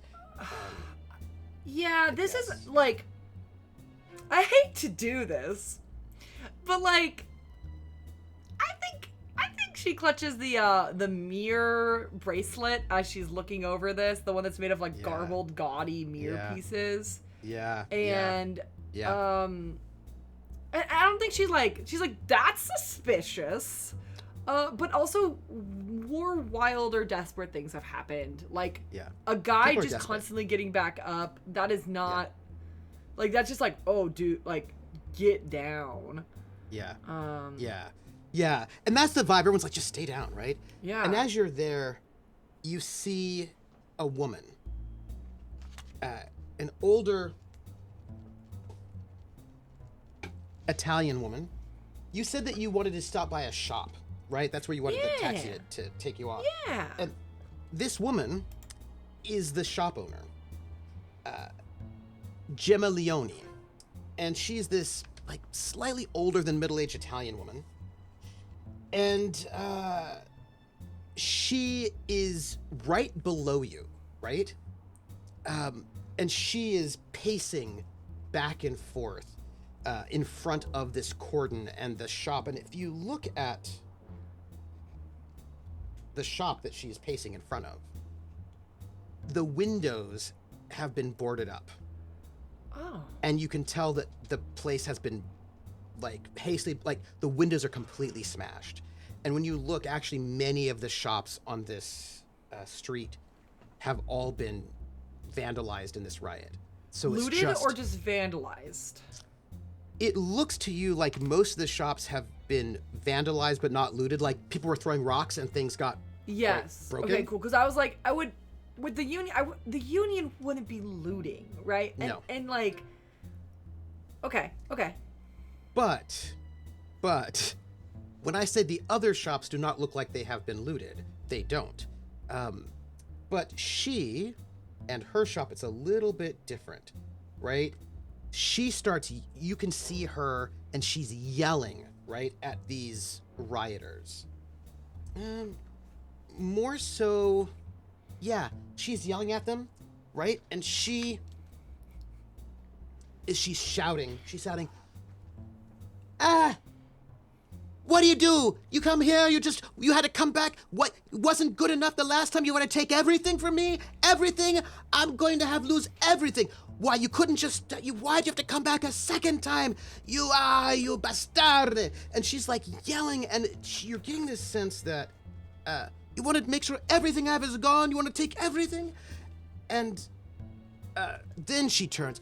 You, firefighter, why didn't you come to my shop earlier? There's fire. I don't know what you're doing. Oh, the entire place will be ruined. What are you doing? And you police officers, why weren't you here before? Why did you stand by as my whole shop gets destroyed? People rob my shop left and right. And what do you do? Nothing. Why have you not pressed charges? Why are people not arrested? He was there, the crowd. What do you do? And so she's freaking out, right? Yeah. And then she's like, I want to see who's in charge. Who's in charge of this place? Huh? And she is quite upset. And she's like, I saw everything. I saw those people come and rob me a few days ago. I see they're here in the crowd right now. And why do you not even come and talk to me, huh? Why do you not help me out? What is wrong with you? And then, she's, yelling at some police officer who's like, ma'am, right? And she is, you notice that her shop, it looks like the damage wasn't recent. Well, recent, but it wasn't today. Well, she said right? 3 days ago. Because she probably has different boarding than everyone else. Because everyone else probably has broken windows. Yes. But not boarded, right? Yes. So can I see from where I'm at what kind of store she has? Yes. which is interesting because it sparks a memory in your mind. So she has got like a pawn shop. And it's a pawn shop. And you're like, wait a minute. Joe. Remember when Joe was saying that he found out that there were scabs because a scab got arrested for robbing some shop? Yeah. You think this is the shop that was robbed. So one of the scabs in there was probably who she's responding to in some way, right? The one of who... the... Okay. Yeah. Okay. So like I think I've gotten like I can visualize what's happening. It's honestly that's kind of done by now. Like that's calm. Like there's not going to be more fights. So I'm going to take this opportunity to like visualize because I'm going to have to put some I'm going to have to make a call soon. And then I'm going to go down the stairs and I think I'm going to try to use my investigative abilities of reassurance. Because I think she just wants to be listened to. Yes. I think she just wants somebody to be like, hey, I was robbed. Nobody cares about me. Yes. Like, yes. And I can, Claudia can empathize with that and Vivian can use it to her advantage. Yes. And she's like pacing and she's so upset. She's very agitated and nobody's paying attention to her. And that is 100% true. Yeah. And she's just, and you can see that when you get down, right? She has boarded up her shop a couple days earlier. Yeah. And she's upset, right? A lot of people are upset because there has been a riot. But she's frustrated, you know? Yeah. And I think when Vivian comes down, I think she's immediately just like she definitely goes through the police line, does not stop. Like they gotta know who she is because she marches into the police department about once a month at this point. Yeah. Vivian is messy. Yeah, she is. Even if it's nice, like sometimes she's like, yeah, Coddle, here's your lunch. Like it's not. It's sometimes it's a good messy, but it's still messy. So I think she just goes through the line like no one's gonna stop her, and I think she walks up to the woman, and then she's just like, she's like, I'm from the Herald, puts on her like best like little like, oh my, I get, how do I start this? Hi, I'm Vivian Sinclair from the Herald. I've heard I'm investigating this riot. Let's just call it what it is, and I think you have a very interesting position because you're saying you were robbed 3 days ago, which from the damage, nobody else was robbed. So can you explain a little bit more? Well, nobody's helping me out. My shop, this is my entire livelihood. This is like everything that I have. I am a widow. This is my entire life. Like, and I think we just do the click, like, name, date. Right. Gemma Leone. This is the Leone pawn shop. 4 days ago, this no good drifter, he just comes and he smashed, just in the middle of nowhere, just smashed the window of my shop and then just started grabbing everything that was there. Just everything. And then he ran. But I was right there in the shop. I was right there. He just, what has this society come to, huh? That he comes in if it wasn't like it was the middle of the night and I wasn't there, it was the middle of the day. He just comes in and he smashes the window and then he just takes everything he has and then he just runs and he was, but he was so greedy, this man, that they caught him. The police, they caught him because he didn't smash, there's a jewelry shop down the street, and he just went and he smashed those windows and started stealing things there as well. He hit 3 or 4 places on this street, just down the street, and then the police... Why did he think he was... Okay. Like, there's no way, like, Claudia, there's no way he's not going to get caught. So why is he doing that? Yeah. It like that's it he just smashing, like just smash the windows with a brick, grab everything and run down to another place, smash windows, and he got caught, right? And this guy, he's working some kind of he was one of these scabs, you know, working these scab jobs with the on the tunnel, yeah. And so now there are picketers for the last few days, every day in front of all this place, just picketing everywhere, and there's making everything is tense. I've not had any business for 2 days.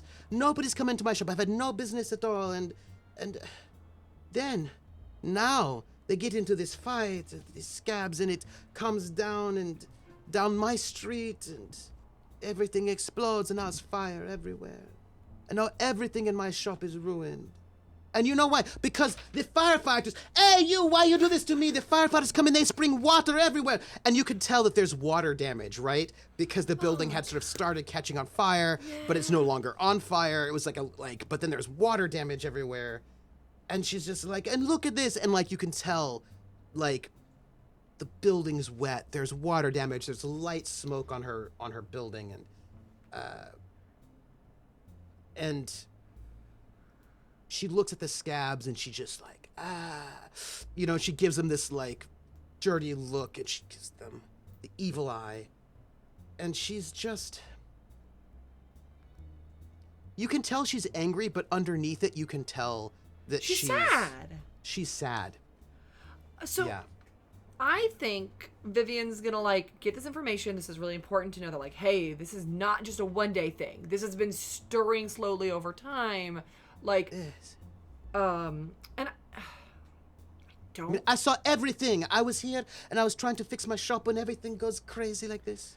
Was it only one person robbing all these? There was not a secondary person trying to help, or I just can't imagine. There were two. There were two men, but I only saw one. He called out. But I'm going to be going to the police station right after this. I'm going to the police station. I'm going to press the charges on that man. I'm going to make sure he goes to jail. I know the police have him in custody. The beady eyes, and I'm going to go there. And I'm going to press the charges tonight. After all of this. Yeah. Honestly, I did press charges already. I went there immediately. I said, make this man, make him go to jail. But I'm going to go back down to the station tonight to identify the man who started the fight today. Because I want all of them have to be charged with destruction of property. One of those scabs started this fight. I am going to go down to the station. I'm going to identify that man. I'm going to have them arrested, all of them for destruction of property.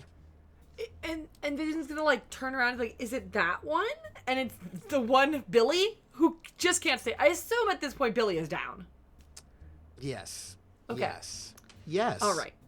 That's a weird guess. I don't know why you would guess that, but that is correct. Yes.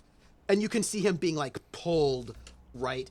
The police are now rounding everybody up into these paddy wagons, as you can see. And you're looking around, right, at this moment. And she says, those scabs, they started it, they were the ones who started it. It was not the union men, it was those scabs. They started it. Well, not all of them. It was that one, the one that's being pulled off, right? Yeah. He was one of them. He was so hot today, but one of them had tried to stop the fight, huh? But it must have been a friend of his or something, an older man. Yeah, but when this older man, this another scab, tried to stop the fight, this man there, and you can see him being pulled at, Billy, right? Yeah. He punched him. He punched his own friend in the face. He just punched him, started kicking him in the stomach, beating him so bad. And then, that's no honor. He beats his own people on his own side, and this is when everything started going crazy. Wait. That one there. That one. Him, that one. And she's pointing to a man, and he is an older man, and he looks injured. He looks hurt. Yeah. And he is trying to escape. That's the best way. Not running, right? But he's he's not been rounded up by the police. And you can see he's going to try to slip into an alley so as not to get arrested. Cool. Vivian's going to be okay, Vivian is going and say, and I think she's going to do a quick let's follow up at the police station later tonight. I will be there. I have my fiance's there, and he will listen to you.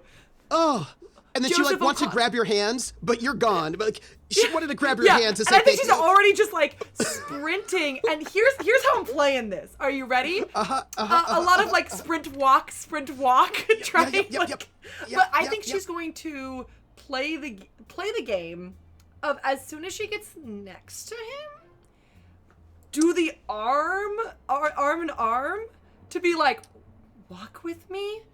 And say you're escorting me out of danger. You're going to need to make a shadowing roll, actually. I definitely am going to have to make a shadowing roll. A couple of things. As you're running off, she says, please put my shop in your paper. Tell them I'm having a sale, please. Like as you run off. Oh yeah, no, this is immediately getting talked about because not only do we now have a history leading up to this, we now have an immediate old woman being affected.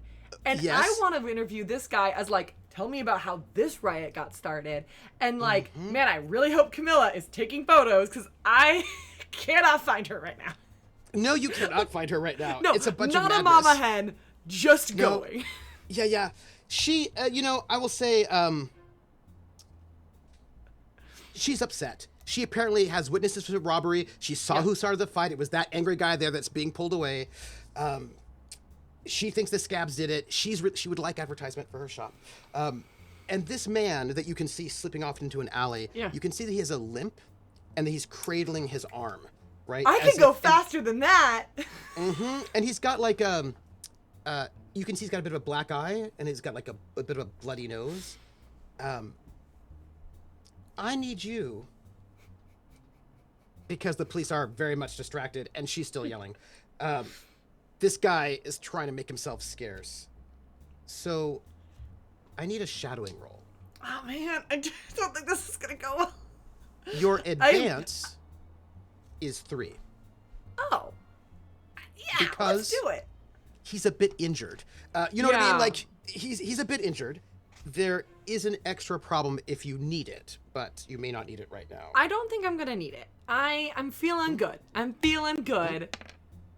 I'm going to need it. I'm going to need it. How many dice do you have? 1.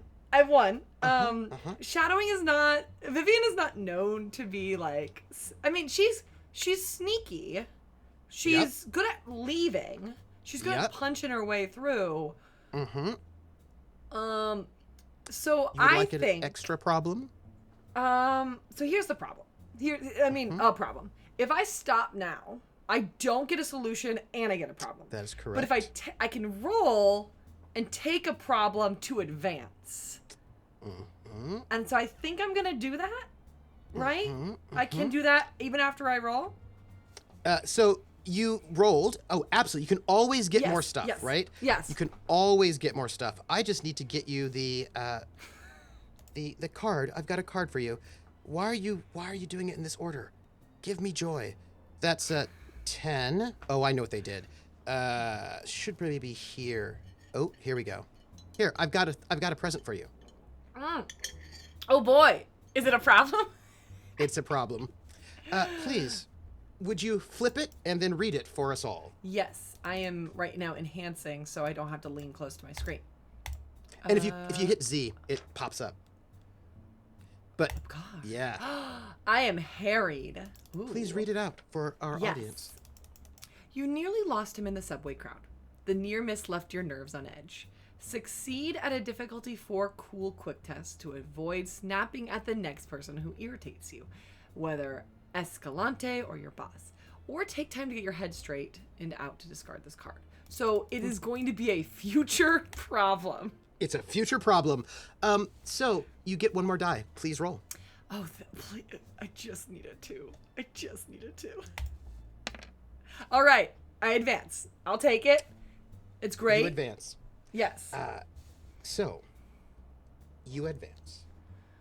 As you are following him, you see that he's trying to be very stealthy, trying to like make sure that no one sees what he's doing, slipping into an alley. And as you follow him, he gets to one of the elevated stations, the Flushing line, the subway, and he tries to disappear into a train full of commuters, but he cannot escape you. You've got your eyes on him, and despite the fact that you can tell he wants to make sure that no one can follow him, no one is seeing him, he's trying to get out, not be caught, but you slip on the exact same train that he does. I got on a train. Oh no. Okay, this is fine. Trains can go in reverse. I can meet Carmela back there. Like, that's fine. Yeah. And you just slip in right as the doors close, right? Yeah. And you are there on this train with him. And you have a choice. You can continue follow. You can approach him anytime you like from the train or afterwards, but that's up to you. How far you want to go. Are you saying I can approach him now in the train? Or, because you made that shouting roll, you can also follow him to his end destination anytime you want. You will not lose him. So you can either talk to him now or wait till he gets wherever he's going and talk to him then. It's up to you. Here's my thought, and this might be wrong. I think he is not the one that is, like, being Cthulhu'd. So I want to talk to him now because I need to get back to Carmela to then get back to the police station and still do my job. So I would like to ask, I'm going to approach him. And I know I didn't say I had it, but is there any way I have a little, like, what's it called?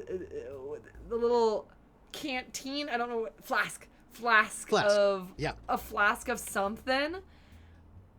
Well, if you were a different character, I would say you might need to roll preparedness, but I have met Vivian. I feel like she's got a flask of something on her most of the time.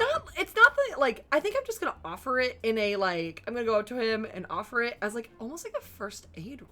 Almost like a bargain. I want to use my investigative bargain ability of being like, seems like you, how do I say this? That was a quick run back there. Are you thirsty? This will be a push.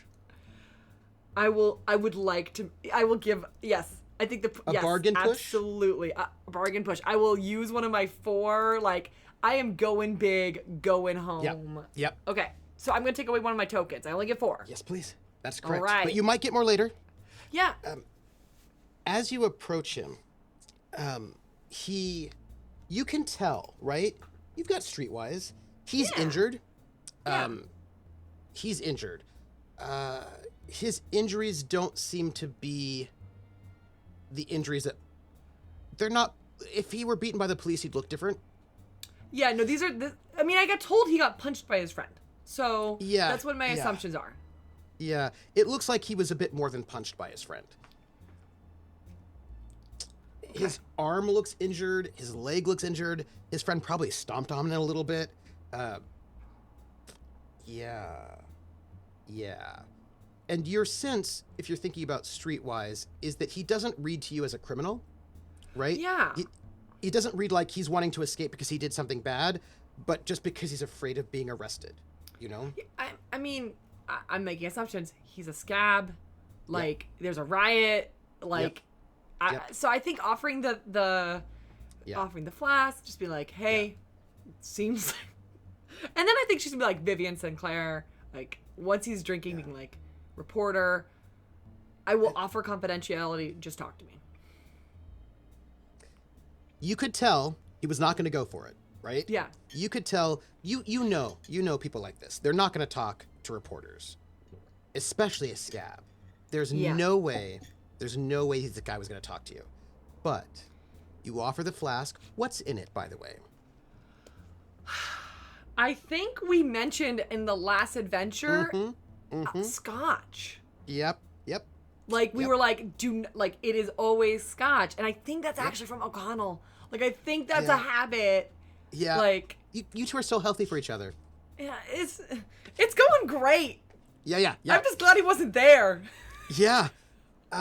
Carmela's back at the Riot somewhere, but you offer this scotch. Yeah. And you could tell that he was still a little hesitant, but the scotch and the confidentiality, both of those things, you can see him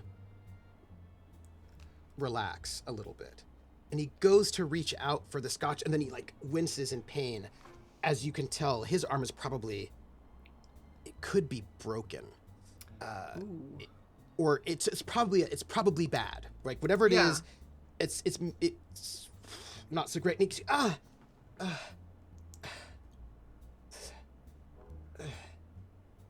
and then he reaches out with his other hand, and he, with like sort of shaking hand, he sort of drinks some of this scotch, and you can see him savor it like he hasn't been able to have something that is actually decent in some time.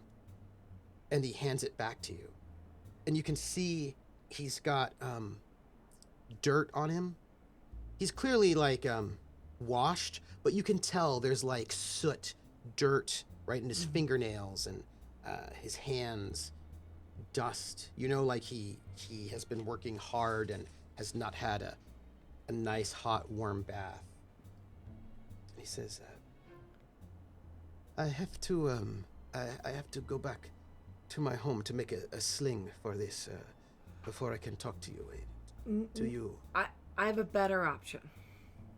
Talk to me. And then I think she takes out a piece of paper and starts writing the address for Louisa Reynolds. Mm-hmm. And is like, I will, like, confidentiality, I need to know what happened with Billy. And, like, I think she folds it up and she, like, tucks it in his, I don't want to make it hard for him. And then she just kind of explains, like, this person will take care of you. I don't have money. I know. I will pay for it.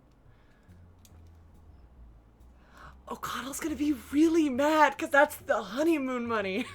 Yeah. Don't worry about it. Don't worry about it. Problem for later. Vivian has not felt this awake for a long time, right? Yeah. Like this is like good, right? And like it's probably on the, like, I think there's even direction of how to get there, but like I know I only have like 6 more train stops, and so I really am like, because I need to go back and I need to get the pictures with Carmela, and then I'm gonna So tell me why Billy started the riot. He looks around. He says, I never really liked Billy. He was not a friend of mine. My name is Rafael Escalante. I came here as a young man. He is not young anymore. Yeah. He looks to be maybe like early 50s. Maybe certainly not the kind of person who's doing the work of blasting a mine. I came after the Spanish-American War. I used to be a grocer. But most of the people I used to sell food to are on the bread lines, and then I could not afford to keep the store. If no one can buy food, then I cannot pay rent, and then I have nothing. I lost my home, and I now live in the Hooverville in the Central Park. It is, I worked so hard to get the American dream, and then it just... Anyway, 2 weeks ago, another man from the Hooverville told me that there was a chance for work. I was on the bread line. A man came and there was a man that came from a company, met someone from Hudson Enterprises, a construction company, and he promised those of us in the Hooverville and on the bread lines, promised us we could have several months worth of work. But they are all now arrested and I think I will have to tell all of their wives that they are not coming home tonight because the riot. But man, you said you wanted to know about the man who hit me. Yeah. Benny Miller was his name. Yeah? I don't like him. He's one of these young, tough guys, you know? That, I've seen people like him over and over. They think they are tough, they have to drink and get into fights. He's the kind of guy who thinks he can intimidate his way into anything that he wants, you know? But, I did not understand. I mean, earlier today, we were at the picket line and,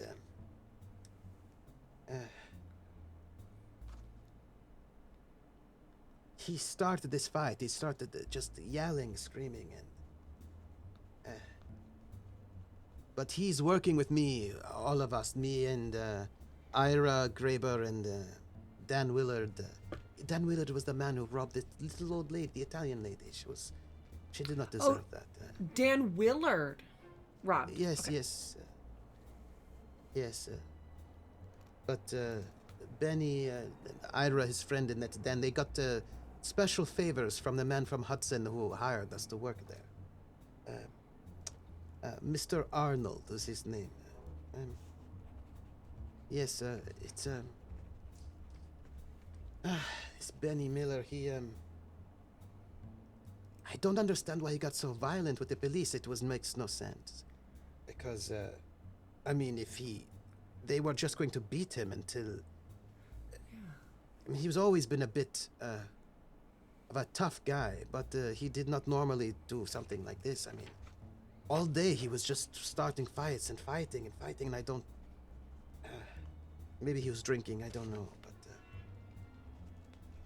yes, you know, this guy, Benny, the one angry, yes? Mm-hmm. And his friends, Ira and the arrested man, Dan, they got special favors from Mr. Arnold from the company. It was one of the first few nights we were arrived at just to do mining work, a tunnel. It had to be secret, though, because the union could not know. But he kept those three late after all of us had left to, I don't know, give them extra work or something like this. And then after that first night when he met with those three men, Mr. Arnold, I asked if I could get extra work because I could also use the money, and he said no, they would take care of it. And then he had those three men working separate from the rest of us, but ahead, you know, they would go up front and start doing work ahead before we got there. And Mr. Arnold said it had to do with the accident cleanup. There was a terrible accident there, some sort of explosion, something happened bad to the union men, and these three men, Benny and Ira and Dan, they were supposed to go ahead and clean out all the debris, I think. And Mr. Arnold told the rest of us that it was not safe, and we should stay back. We were not allowed to go forward into the tunnel until after those three men cleared it out. But you know, I just mind my own business. I said he said I could not have the job, so, you know. But then it was so strange because Benny, right, sometime after this, he just started getting into fights with everyone. He started punching people, just always so short, just always like a short temper. And he would get into fights. He started punching other people. He punched me once, and I don't understand why Mr. Arnold would keep someone like this working, you know? I mean, he was just so... you know, Benny was actually a miner, you know? Benny, Ira, Dan, they actually had mining experience. I assume that is why they were kept on, even though they just were causing trouble. I was mostly myself doing the cement mixing. I kept the cement mixer running. I don't have any experience mining. I'm a grocer. Yes, so I was supposed to go and just... The union men had made the blast, and they were supposed to fill in the work that they did. But we did not have to do any blasting ourselves. I mean, I did not, you know, some of the men, they could weld. They knew how to do that. And they made steel frames for the tunnels, you know. But, you know, we mostly just laid cement from the places. But I'm not going back down there, I don't think. I think I'm Good call. Too old for this kind of work, and I don't know. I just feel like maybe next time I go down there, I might be killed, you know? Yeah. So, I suppose it's better to just fade out and die in some kind of shack in the middle of Central Park.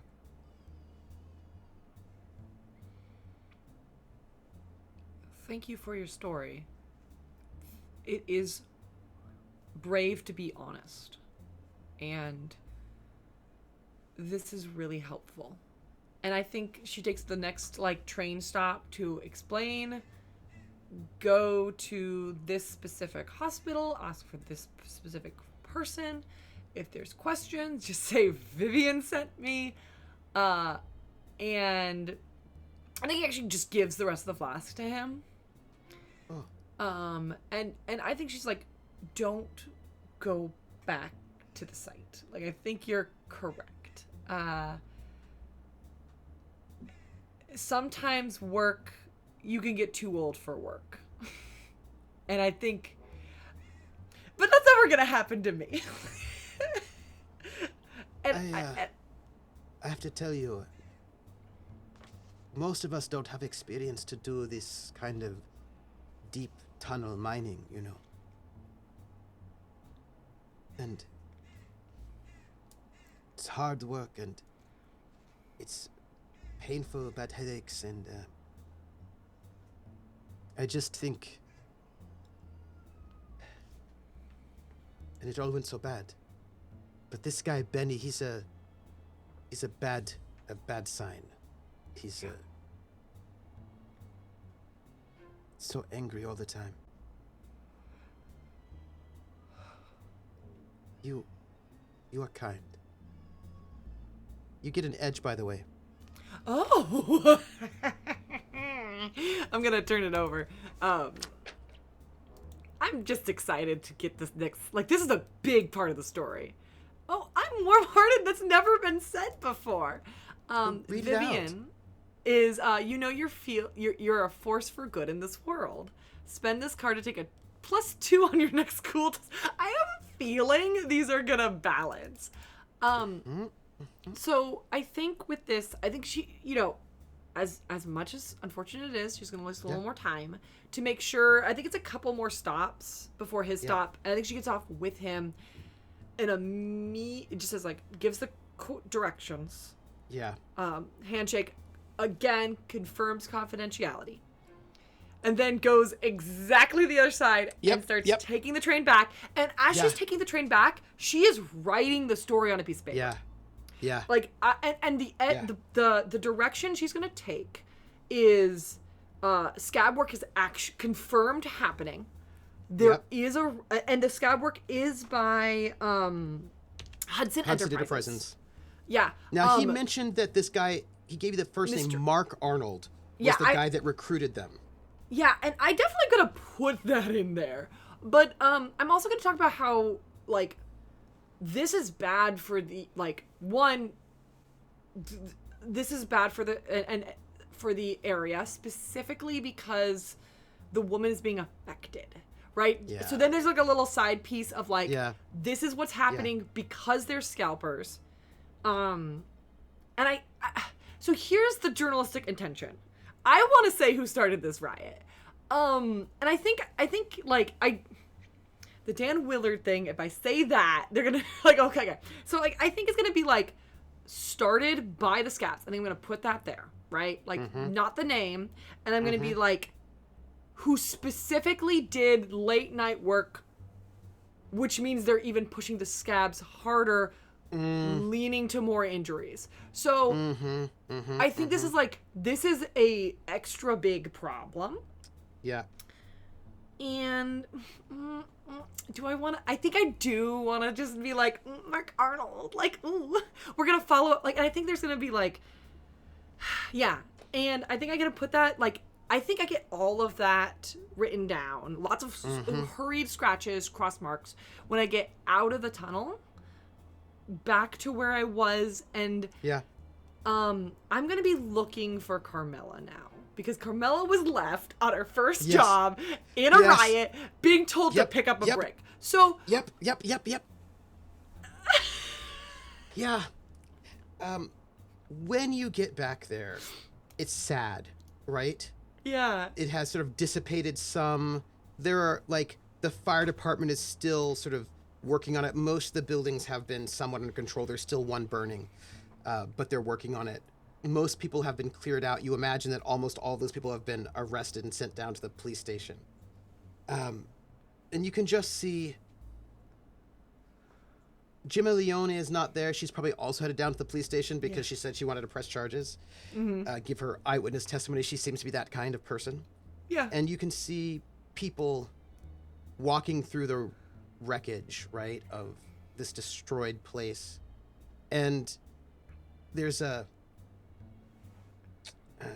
man, and he is sort of sitting on the curb, and he's sitting next to the fire hydrant, which is like water's coming out, leaking out, and he's sitting there, and there's like a stray dog that's sitting next to him, and there's Carmela taking a photograph of this sort of moment, as like there's still like some police officers, the tape is sort of down, and she's now sort of just like taking these photographs of like the kind of after it's over.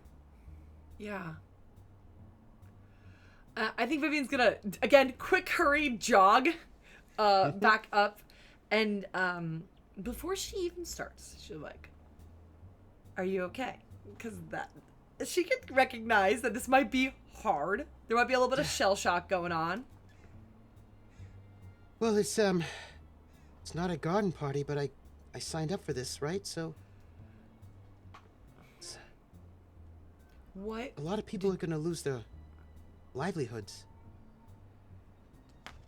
And we are going to make sure the people who started this atone for it. That is our job. And we're going to make sure to show light so that hopefully this doesn't happen again. And I think she's going to really quickly be like, I think, tell her about the Hudson, like, what is it? Hudson Enterprises. Yeah. So Hudson Enterprises paid for these scabs. These scabs started the riot, and I think she points, broke into Madame Leone's shop. I want you to take a photo of this. Okay. And then she folds up the letter after the photo's taken and passes it and says, start typing this up. Start developing your film. Okay. I'm gonna go. What am I gonna do? I have to make some phone calls. Right. I called the boss to let him know what was there since I didn't see you. So he knows there was a riot. Perfect. And I'm gonna call to make sure that, like, I'm gonna give him a quick lowdown of this. I'm gonna follow up with the police station and call you with any updates. I want you to publish this when it's time. And I don't want you to go through Larry. Larry does not have an eye for this. Continue working with whoever put us on this case. I don't remember his name. Your editor-in-chief. Yeah. Okay. He's going to know what picture to take. And you have a good eye. You've written before, right? Yeah. I'd like to write more, but, I want you to add... I trust you on this. Oh, do I trust her? Vivian's like, type this up. Connect it to your photo. I will be there before... What time does the publishing happen? It's the evening story, so they probably want to get it out by 8. Okay, so if it's 8, 6 what time maybe? is it now? Like you're like at like 4-ish. They've probably got like 2 hours. But there are 2 stories. There's the evening edition, which is gonna be a really short little like. Yeah. Right, and then there's like the full story for tomorrow morning. Okay, so then I want, knowing This that is just there's gonna be an a little evening quick. and a morning, I'm gonna say I want for the evening to publish that there was a riot, Scalpers got targeted first. I'm going to get some, and specifically that the scalpers were bought out by Hudson. I'm going to use this time to follow up to make sure we got the names. Because journalistic intention, if we publish names that are not correct, we're going to get in so much trouble. And so I've collaborated Benny's a fighter. That's all I've collaborated. I have information that Dan Willard is a... Yeah, but, like, I don't have Mark Arnold yet. And so... Yeah. That's why I'm going to... Do I go... Now, what I've got here is that you've written up the short version of the story for the evening edition. You're going to send Carmela back to develop the photographs, type that up, and pass it into your editor. Yes. Not Larry. So that you can get the story in for the deadline tonight while you go in for like the more research for the big story tomorrow. Yes. And I'm just trying to determine whether I actually go to the police station or if I go to Mark Arnold. And I think I've been risky enough. I think I'm going to go to the police station. I think we're going to like collaborate that part of the story. Because I don't think Mark Arnold's going to run until his name's in the paper. And it's not yet. Okay. And I think maybe looping O'Connell in about all this is important as well. Yeah. Yeah. Oh. So I go... is there a payphone near me? Do payphones exist? Absolutely. Cool. It's like all payphones all the time. Thank goodness, because I'm gonna call. I'm gonna call my cousin, Louisa. Hello, Louisa Reynolds. Louisa, do you remember how I kept that secret about when you were engaged? Wait. How are you? I'm in the middle of a story, and there was a riot. And do you remember when you were engaged? And I was like, I promise. You should ask me how I'm doing. How are you doing, Louisa? I'm okay. Now tell me about what happened? Do you remember when you were engaged? You're gonna bring this story up again, okay? Yes, yes. And I said I promise to never, ever, ever, ever reveal that. And yes. No. Okay. Okay. Are you in public? I've never, ever, ever, ever revealed it. And so I need you to never, ever, ever, ever reveal. And this is so fun because Vivian is like using childish language that she doesn't usually use. Yeah. Because I am sending somebody to you that their name cannot be written down anywhere. Okay. They're a good person, and they were hurt in a riot. And I would like you to do the best you can and send them out. I believe there's a broken arm, and a black eye. Okay. And is this fellow dangerous? No. He received dangerous. Oh, I see. Do the police want him?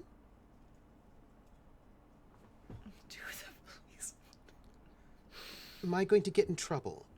You are not going to get in trouble. I am going to get in trouble. Viv. How's your fiancé? He's great. And in the back, like, I don't think Vivian's talked to him in a week. Yeah. So, like, he's great. You know, he's working night shifts. I'm working day shifts. All true. And I'm actually going to go see him right now. Oh, well, that's good. By the way, Viv, we're going to be having bridge. Myself, my husband, and I thought that maybe you and Joe could come over. We could all play bridge together for dinner. Maybe, I don't know, Friday night? It's Wednesday today, right? Yeah. You know, I will see. I assume because he's, like, so important. He's not going to be able to get out for a little bit because of this riot. But I will definitely try to pull him off because family is so important, and keeping secrets within family is also so important. Yes, yes. One day, have you ever thought about psychotherapy?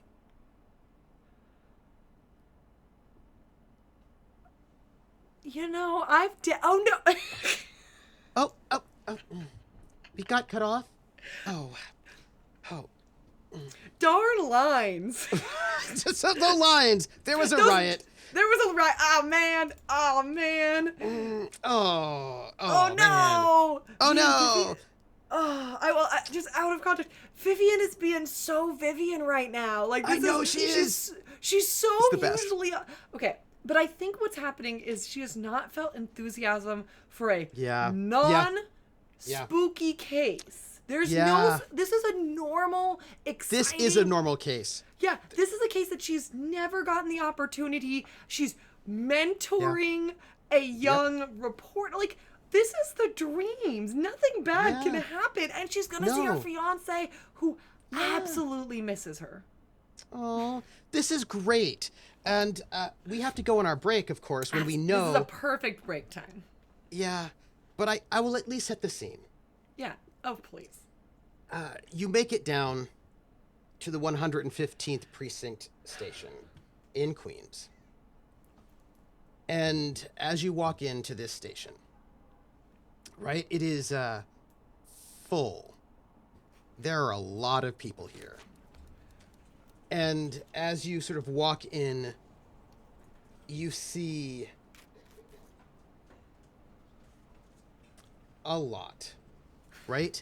You see, as you step in, a harried desk sergeant in uniform who's, like, dealing with massive number, because there was, like, maybe 40 or 50 people who are involved in this riot. Yeah. And they are all here, right? Lining the walls, surly. And you see Gemma Leone looking very satisfied with herself. Yes. Right? Yes. As she is, like, standing there in the company of this desk sergeant. And it is, you've got your desk sergeant, you've got her, and you've got, like, rows of men seated, waiting to be booked or taken. And it's this kind of, electric feeling in the air, right? Yes. There's a story. And this is the kind of hard-hitting story. You're going to get a front page story, and maybe with your own name on it. Vivian is thriving before she get, like, it's almost comical how much she's, like, the opposite. She, going up to the police station, she takes a moment and redoes her lipstick, like, everyone else is chaos, and she's like, no, this is when I, like, and then she walks up, she, you know, quick nod to the desk sergeant, says his name, just keeps Andy, going. By the way, do you know him? Have you met him before? I think have met Parker. Andy before. Have you met Andy before? I think Vivian has enough sense to try to be nice to the front desk, because that's the first line. Like, so I think she's actually been, like, when she drops off something for the good days, where she drops something off for O'Connell, she's like, hey, I got an extra slice of pie from the diner. This is for you. Like, so I think she's bribery's against the law, but being kind isn't. Right? And as you approach Andy, and there's Gemma Leone, who's, like, going off, and he's, like, listening. You know, the reception, doesn't matter if it's a business reception desk or a police reception desk, they always know the best info. Yeah. And as you step in and approach the desk, he looks up and he goes, Vivian, hey, Miss Sinclair. And that is where we're going to take our break, as Andy Parker calls out to Miss Sinclair, and Vivian Leone is like, ha! They get what they deserve! And that is where we're going to take our break, a nice 10-minute break. Yeah. Water, bathroom, stretch. In this very normal, in no way spooky story. This case is totally normal.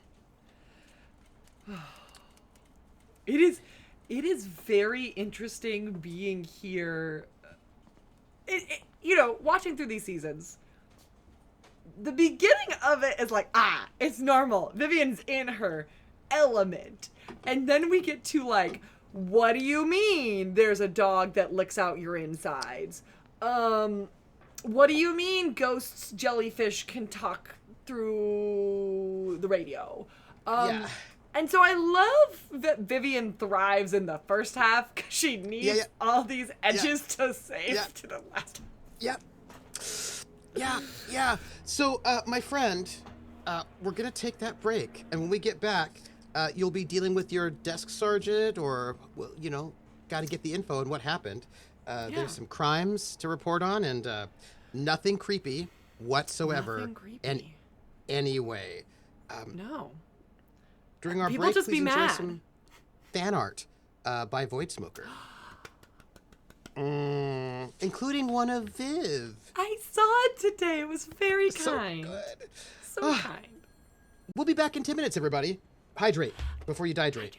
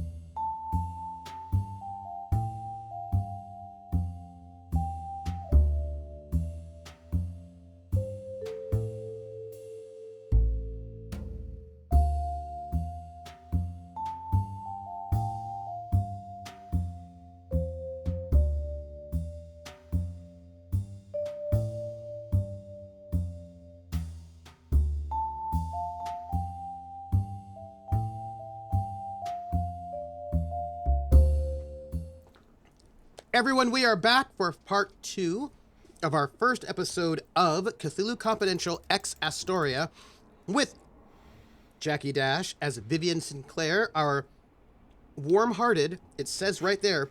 See, that's the thing about Vivian. She's hardcore and cold and cruel, but then she also is really kind at the same time. I feel like maybe she doesn't want to admit it to herself, but... Or, you know, anybody else want to admit it. Well... When we last left off, you had been sent to cover a altercation between some scabs and some Union men, which turned into a full-blown riot and fire. And you got a story. It turns out that one of the scabs was robbing this old woman of her pawn shop and some other shops. And you learned from an older scab who had tried to stop this angry guy, Benny Miller, who started the riot. From, you know, being ridiculous, and he got beat up, and you got to talk to him, and in promising healthcare and also confidentiality. Yes. He told you that, you know, he was, a bunch of these guys got recruited by a man called Mark Arnold from Hudson Enterprises with promises of some good months worth of work, and 3 of them, Benny Miller, Dan Willard, and Ira Graber, who all had mining experience, were pulled aside and given extra hours working late after everybody else had left from Mark Arnold. And the word being said that they were cleaning up the accident that happened that shut down all of the work on the mine. And that nobody else could go where they were until they cleaned everything out. And so, like, basically, the rest of the crew, most of them who have absolutely no mining experience whatsoever, or at least, like, you know, laying the cement and waiting while these 3 guys go up ahead and clear off stuff. And you, Vivian Sinclair, have headed to the police station. You've sent your reporter friend, your photographer mentee, Carmela, to go and actually post the story, type it up and post the story for the evening edition, which is usually like a shorter version with a splashy photo. But then, like, the best photo and the big story will happen for tomorrow. And you head your way into the police precinct. And you've got all of these sort of men, they look like the Union men, all lined up on benches, sort of being a little bit surly. And you've got Gemma Leone, who's there at the front desk with Andy Parker, the sergeant, the desk sergeant, who calls out to you, "Oh, Miss Sinclair, it's good to see you." Andy, how are you doing? Well, and he points to like all of these sort of men. You only see Union men here, by the way, who are lined up. You don't see the scabs here. You just the Union guys. Well, we're all just kind of sitting on the benches waiting. so I think she like leans on that the top desk and she's like, Andy, you're doing a great job. You're dealing with all of this. Is O'Connell in? Yes. Can't lie to me, Andy. No, Cannot lie to me. He is in. Yes. Fantastic. And just go. Oh. And the thing is, he just raises his hand to stop you, but then he just puts it back down because he knows that there is no stopping. Yeah, no. Can I ask a question? Yes. How old is Andy? Andy is probably like 28. Okay, cool. It's good to 29, but like a hard 28, 29. Like he's already married, right? He's got kids already. He looks older. Like he's 28 in 1930s, 28, which always looks like 50 to us right now. You know what I mean? Yeah. Exactly. Balding a little bit. It's weird how people in their 20s look so old when you go back in time. Oh, yeah. It is. It is. It's the smoking and the drinking.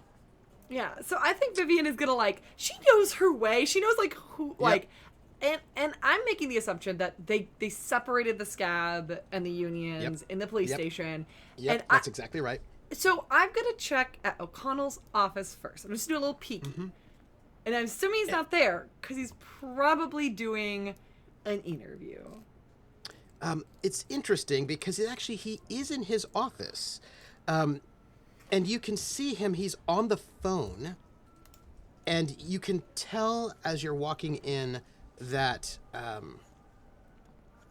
it's a little tense, right? Like he's having a phone call that seems a little heavy. He looks frustrated, right? He looks a little frustrated. And he's been trying to quit smoking. Can I give the visual of, I think Vivian is going to do that, because I think Vivian is on this high of, this is all she wants to do. Yep. Everything is going well. And I think she does really like O'Connell. So I think she's going to come in, and I think she's going to be a little bit, start jokey. I think she's going to come in, and she's going to do, the lean against the door frame, a little, and then recognize the mood. Yeah. And then, just casually closes the door behind her and kind of tries to give him some space by, turning around and, looking, not deep looking, but, just kind of doing the browsing kind of his office.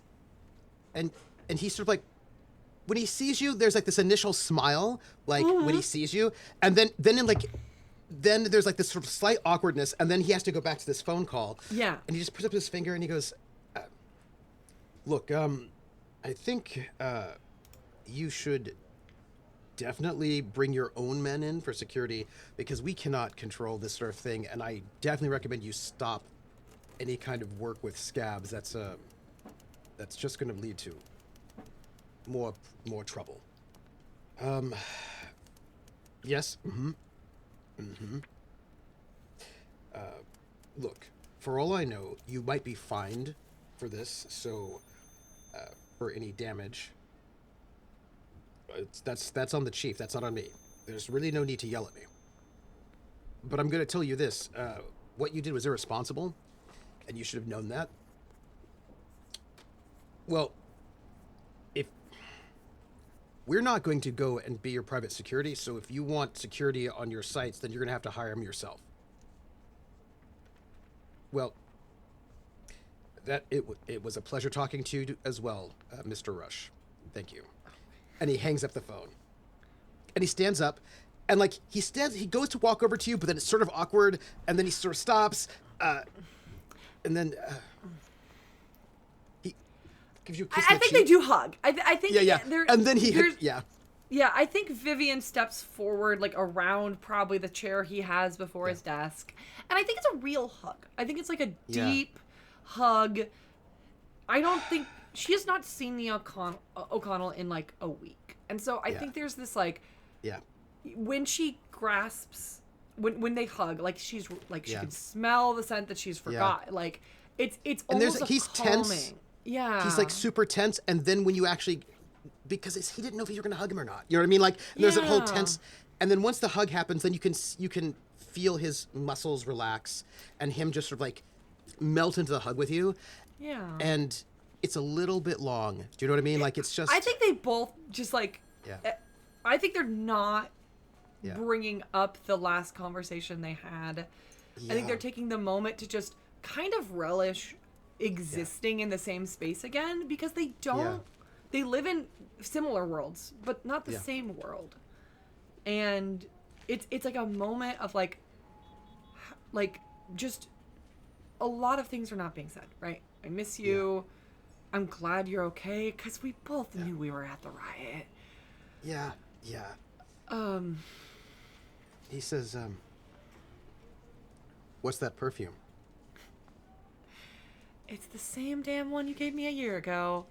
You can't... And I think she laughs, because I think it's an inside joke they have. Like, yeah. And he goes, And he lets you go, and he steps back, and he looks at you, and he walks over to his desk, and he opens up the drawer, and he pulls out a gift-wrapped box. It's like, like, kind of like... Looks like a perfume bottle, is what it looks like. I'm just going to tell you, it looks like a perfume bottle that has been wrapped. It's the that same size. One. Like, yeah. I think she goes over there, and I think she, like, grasps both sides of his face. And it's kind of like, I'm assuming he hasn't shaved. No. I think she gives him a quick peck on, like... And it's like, I missed you. Missed you, too. I'm sorry if I said anything wrong. You didn't. It just reminded me of, there's a lot of changes happening, and I just thought about, I mean, the puzzles, it's not where my passion is, and no, I didn't mean it like that. I mean, you're a damn good reporter. It was a good question, and I guess we gotta sleuth it out still. For what it's worth, I think you'll be a great mother. I mean, if whatever happens. Right. I think she laughs. I have a mentee now, so that'll that'll maybe it'll be fun. I mean, the big question is, do you want more of me? Yes. Always. There's never enough Vivian Sinclair. So,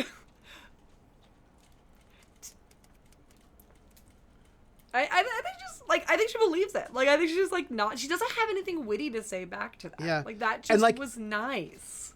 He won. He gets a point, because usually you always have a comeback. Always. And he just sort of smiles. He says, it's, can you guess what the present is?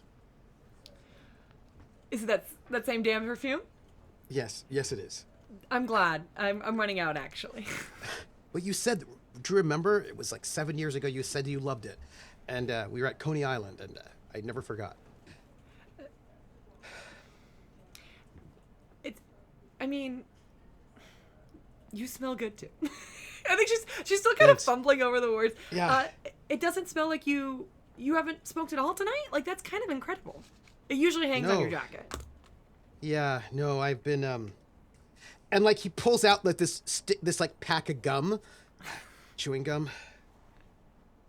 But it's been a hard day already, and it's not even over.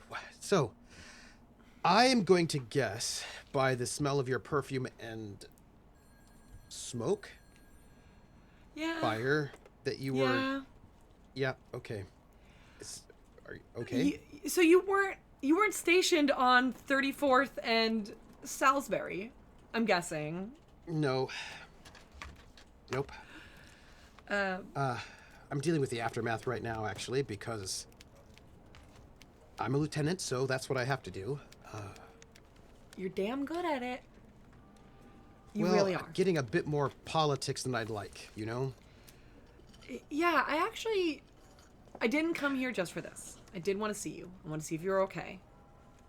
I know. If you do had you come got- here just for this, you would have mentioned it already. Yeah, Benny Miller. You got him? Oh, not anymore. No. He's been taken off to Bellevue. Bellevue's the state prison, right? No, it's the mental hospital, the state mental hospital. Oh. I heard he started it all, and he just wouldn't stay down. I was there. No. Oh, he didn't come at you, did he? No. I was with Madame Leone. She needed a talk Oh. down. Oh, yeah, she gave me an earful, actually. Yeah. Man, she is a piece of work. No, that guy, Benjamin Miller, we tried to talk to him. I tried to get a statement from him, but, he just was, well, he couldn't make any sense of him. He just was so angry. Well, as far as we could tell, according to Miss Leone and other witnesses, he started the whole riot. But we still can't get any word from him because he's just, he's in some kind of fit, actually. Well, we're hoping the doctors at Bellevue can get him out of it. Your friend Phil Lentz is at Bellevue. You've got the county morgue, the coroner. It's like a big hospital. Yeah. So he's been brought over there to the hospital, and they probably have him in a straitjacket. To be honest, he was just like a dog with rabies, you know? Weird. Yeah. I'm trying to follow up because this is a big thing, and Yeah. the How can I scabbing, help? and you were talking to somebody on the phone. I'm assuming from Hudson. Yeah. Yeah. Did You are hear very good at Mr. what you do. I'm still one step behind you right now. Have you heard of Mark Arnold at all? Did any of the scabs mention that that's who paid him out? Well, they said we should call him. I was talking to Adrian Rush, the president of Hudson. He, stonewalling me. He said he didn't know anything about the scabs, but of course, he's the president of the company, so I'm sure he does and just doesn't want to admit it because that would look really bad. Yeah. He was pretending to be surprised about the whole thing. Said he didn't know anything about it. Mark Arnold. I don't know him. I just know that The I don't know if he's names their come lawyer. up. Yeah, some of the scabs said that we should call Mark Arnold to get them bailed out.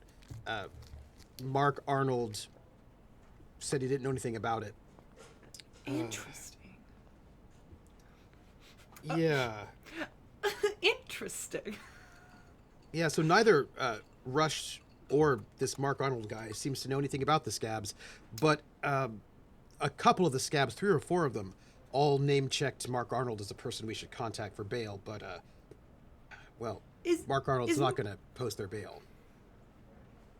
So Mark Arnold's not coming here. No. And the thing is, these guys, we're going to hold these... We put all the scabs in the drum take. We want to separate them, you know? Yeah, makes from sense. the union guys.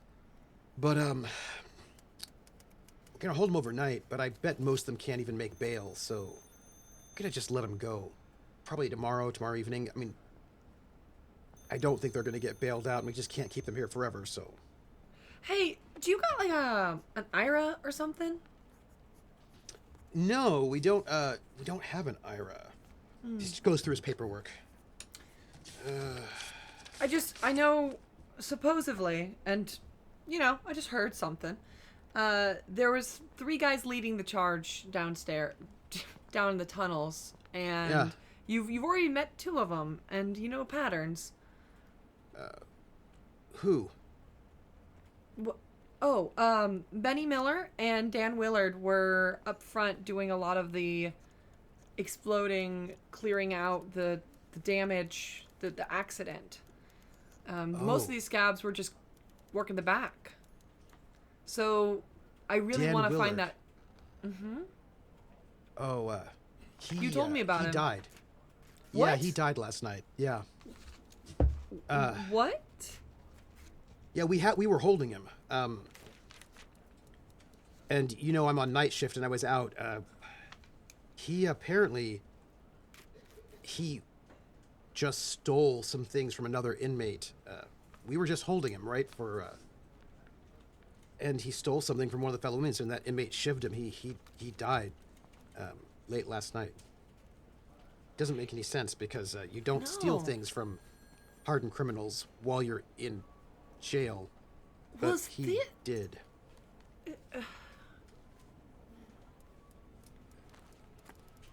Yeah, so he's gone. If we could find this Ira, that would be great. The third guy? Yeah. Do I remember the full name that I was given? I only have notes for Ira. Yeah, Ira Graber, Dan Willard, and Benny Miller. So I think Vivian's going to take a moment and be like, I think his name's Ira Graber. You know, why don't I send Andy in, and Andy can help you out with, like, following up on that. Yeah. This is a real mess. The union head's gonna come. The union guys are gonna be picked up right away though. We're just waiting on Foley and his lawyers to come in. They're already bailed out. They'll be gone any time. Going back to the union office, I imagine. Yeah, and we'll send some guys to listen to the speech. You know that's not how I play. No. Yeah. It's you know, let's get breakfast in the morning. Let's. Gemma. Your shift's over. Leone. Yeah. Yeah. Sorry. What are you saying? I was saying that there's another man I probably shouldn't tell you. An old man, an eyewitness to what happened. Yeah. Rafael Escalante is his name, and we're trying to find him. Apparently, he was the one who tried to stop the fight from starting, and we just want to get his statement. If we can get a statement from him and confirm that Benny Miller started it, we might be able to go. That's two witnesses. We might be able to actually go at least charge somebody for what happened. Apparently, he wasn't involved in the riot, so he'd be a pretty good witness. Yeah, you know, I'll put my ears to the ground and I'll see if I can find him. Yeah, it's the kind of stuff you want for your story, right? Absolutely. You know, that name's super helpful.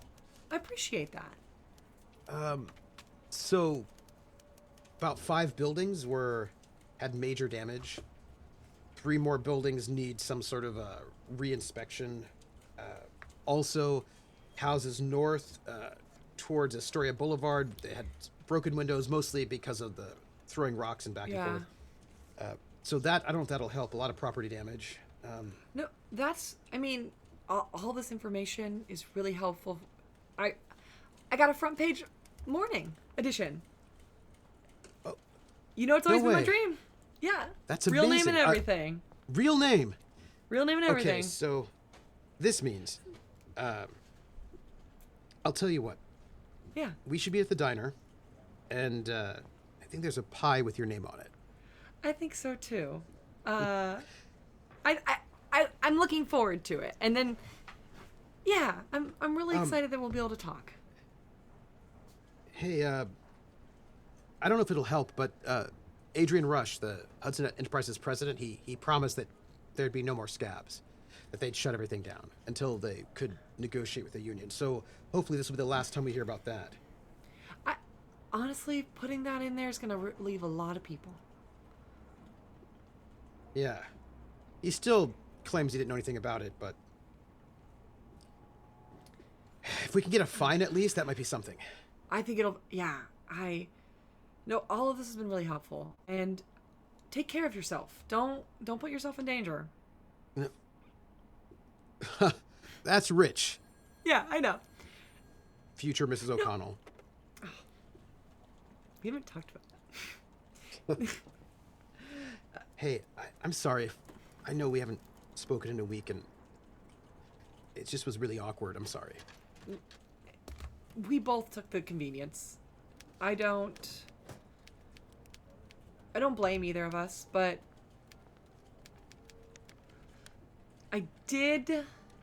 we do have to talk. Honeymoon plans might have to change. Okay. All Yeah. right. Niagara Falls, I was thinking. That's so fun. So, I don't like planes, so that'll be great. Yeah, we could go to the Canadian side and everything. I don't think I've been there. Let's do it.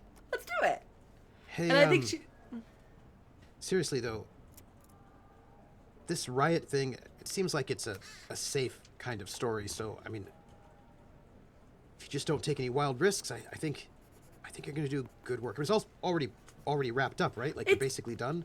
it's basically done. I've got a phone call or two to make. Great. Well, if you need anything, I'm here to help. And You've already done enough. I love you. That's all. I love you too, Joe. And I think she does like her little yeah, like her little cutesy punch to the chin, and is like, you're the only one for me. Like, I know. No one else would have you.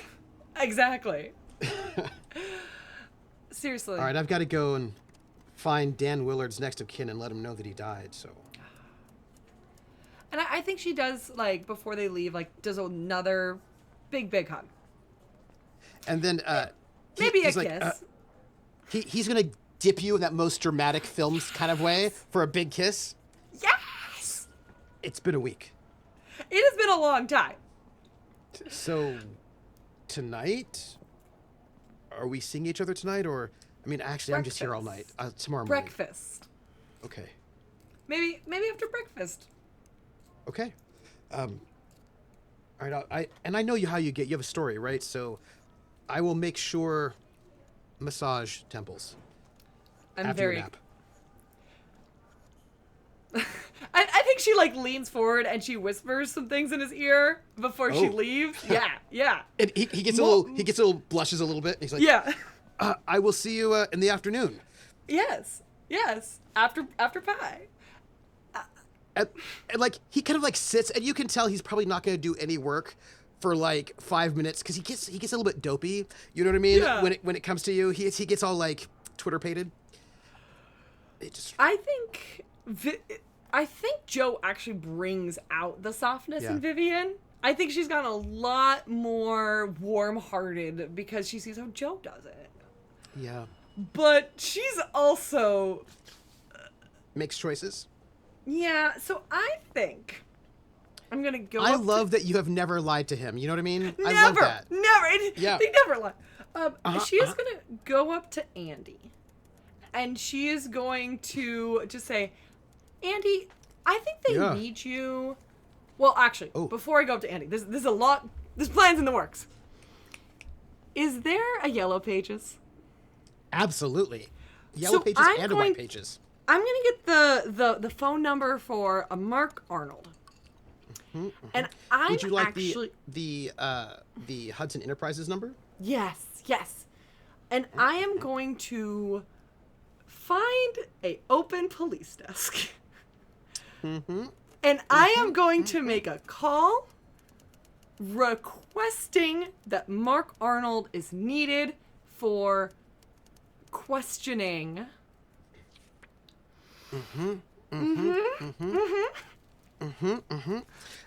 So, I'm gonna just note a couple things. Yeah. While you're there, you hear Andy. Yeah. And he picks up the phone, and he's like, "Yeah, what's up, Lieutenant O'Connell? You want me to go and see if we can get some men to try to find this Ira Graber? Oh, didn't I tell you? He's at Bellevue. No, voluntarily. I think he's going to go visit his friend. Yeah,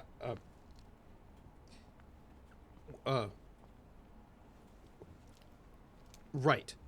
So I should send someone along to Bellevue to question him then. Right. Great. Okay. Yes. I should call Bellevue to let them know to not let him leave. Okay. I'm sorry. Right. I should have absolutely... Yes. Yep. Okay. And next time I will tell you in advance. Sorry. Okay. He just hangs up the phone. Like, just... And you can see him pick up the phone, right? And, like, he's off in the background, and then you're like, oh, Ira Gribber's got violent, too. Oh, okay. All right, well, I'm sending people... Yep. And, like, sending off beat cops to go and interview Ira down at Bellevue as well. Yeah, you just, like, it's a bit of a riot. You head to the desk. The, Hudson Enterprises is in this amazing Art Deco skyscraper. That the Shanine building, which I believe, if I am not wrong, I can give you a picture of it, because it's a beautiful, beautiful building that I find to be, like, I find it to be very gorgeous. Let me see if I can get you a really good one here for you. No, that's a creepy tunnel. Not that you need to worry about creepy tunnels. Why would I need a creepy tunnel? No. This is a completely normal case. This is a completely normal case. No badnesses. Here, let me take you down to Paradise City. Don't even worry about it. I'm gonna take you right there, and then let me move here, there, because I would like you to see this building. The building makes me so happy. Oh yeah. Yeah. And also, I've got a couple more images, and I want everyone to see them, because this is an Art Deco building from. It was made. It's not that old, actually, but it's like this beautiful Art Deco. It's right across the street from the Chrysler Building, as a matter of fact, and it is. Let me see. Let me get. I need to go up here so that people can see it. Hello, my friends. There you go. Whoop. There you go. So it's this Art Deco building that's right across the street from the Chrysler Building. It's a business. It's like a business building. But what's cool about it is that it's got this sort of like gorgeous sort of bronze Art Deco work in there. Like, for example, this image. Let me get that for you. Just gonna show you some beautiful bits of work in there, and this is, just like, it's one of the big skyscrapers here in 19. Oh, I have to show you this one because I think. Yeah. Sorry, I was like, oh, let me see what this building looks like, and I was like, oh my gosh, I need to show this to JakiDash and everybody, because the facades are. Right? Like, this is... We have one building in Seattle that is Art Deco, and it is incredible. I can't remember the name of it, but, like, I'm a big fan of Art Deco. Oh, it is this. And Hudson Enterprises is... Oh, and one more. I'm going to give you one more because it creeps me out. I found a really cool and scary bit of video, which I will show you later. It's somebody doing, like... You know how people in, the 20s and 30s would do weird... what's the word? Daredevil things on skyscrapers that are way too big, and you maybe should not do that. But there you go. There's the building right over there, just for your edification, in case you wanted to know. But there it is, right? And it's a regular sort of like the Hudson Enterprises is in one of the upper floors of that business building, and it's Adrian Rush is the president, you know that. Mm-hmm. And this building is where they're housed. And you are heading off to a empty desk to speak to the police, I believe. No. Well, not the police. Pretending to be the police. I'm pretending to be the police. That's not illegal. No. My goal is to get Hudson out of his office. Or no, sorry. Arnold. What is his name? Arnold. Mark Arnold. Arnold out of his office. No, not Arnold. Yes, Arnold. Mark Arnold out of his office. Because, so there's a lot of clues being like, go talk to these 3 guys. They're going to be in detention. They're got. Yeah. They're caught.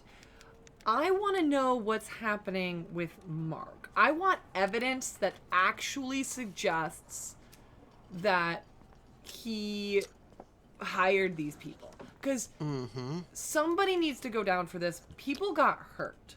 And yes. I think like Vivian's pretty pro-union. Yeah. She's from Working Family. So Yeah. That's my goal. Now it is late. What time is it? It is late. It's after 5. Yeah, but I think he's there. So I think I'm gonna call, and I don't know. There's not call dialing, but I'm also gonna look and see the detective name that's on the desk. Let's call it Delgado. Okay. And yeah. It rings for a while. It's after hours. Yeah. Surely he'd be home by that now. I'm sure he's not there anymore, because why would he be? That'd be ridiculous. It rings. And then somebody picks up. It's a woman. She says, Hudson Enterprises, Mark Arnold's office. And whom I am speaking to? This is his secretary. And with whom am I speaking? And I think she throws her voice a little bit, and Claire can't do the accent, but I know the character can. Of like, I think a little more Bronx, a little more gum popping, kind of like when she was like Betty Botsum. Yeah. So I'm working. I'm an assistant to Lieutenant Delgado, and we need Mark Arnold here for questioning ASAP. I would hate to have to send. They're threatening to send a couple guys for you. So is Mark there? I'm sorry. You're going to send police to speak to Mr. Arnold? Yeah, Mark Arnold's needed for a deposition, so to deposition. speak. I guess I'm questioning it because it's gonna be a deposition if we can't get him in for questioning. And she's got this kind of weird panic in her voice. Well, Mr. Arnold is not currently in the office. He left again.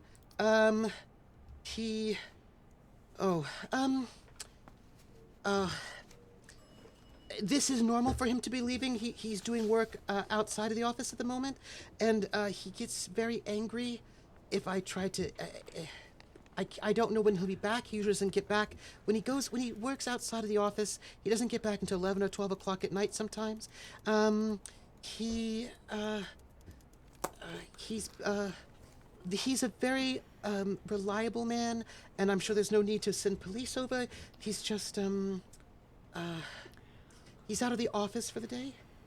Oh, ma'am. Secretary to assistant, you're doing fine. Here's what I need you to do. Okay. Can you take a message for him and just call us? You know what? Call this number when he gets back, and we'll figure this out. Let's not get the guys out of here. Let's just make sure we're trying to do our thing. Okay. 'Cause he gets. I would. If he needs a message, I mean, I will leave a message with the call center. But if he doesn't call in, then I won't be able to give her the message, and That's then okay. he will get. Hun, you're doing great. I just want to make sure the message is trying to get there. If we don't hear by him by morning, maybe we'll do something else. But no, please don't do anything. Because if you don't hear from him by morning, he will blame me, and I don't really need that right now. He gets really upset. He's under a lot of pressure right now, and it just if you could just maybe like in the afternoon tomorrow, or he's just got a very busy schedule. I can make an appointment. I can clear his schedule and make sure he's got an appointment.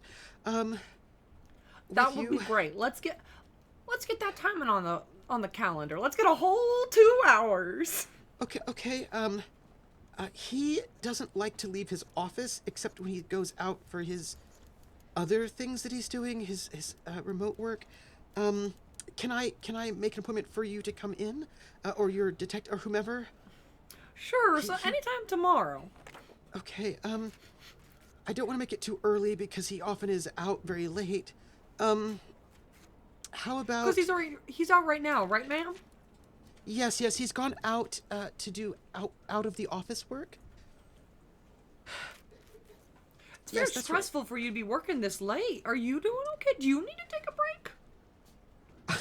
I would love to take a break, but I can't because he's just he's a very good man to work for. He just is just under a lot of stress. You know? We'll say no. All this ain't your fault. It's okay. Assistant, it's okay. Okay. Let's schedule this appointment. I'll talk to my boys. Okay. We'll schedule. They'll come meet you. And you know what? Here's my advice. Yeah. I know you're taking the calls.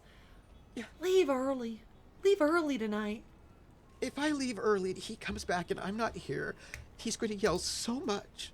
Well, then why don't you just take a little bit of a lunch? Just take a little bit of a lunch. Take an hour. You said he's not going to be back till 11:30? Probably. I think that's a good idea. Okay. Thank you, but I just don't want to get fired. He's just been... Okay. Well, who should I say? Who should I say? I'm sorry. I'm so... whose name should I put down for the appointment? Oh, you know what? Why don't you put, you know what? Why don't we put my name on it? We'll put Betty Botsam in there. Okay, Betty Botson. And, okay. Yeah, and you could just call back at this number for Betty Botson. Like, it'll be great. Okay. Betty Botson, I've got an appointment for you at... Is 2 p.m. all right? 2 p.m.'s perfect. Okay. I will do that. I'm going to just give you a bit of advice. He's very angry about all of this. So, and I know that as a representative for the police, you have authority, and I understand that. But especially if you're going to be talking to him, I just would recommend you just be extra gentle with him, extra respectful. He really doesn't like being disrespected.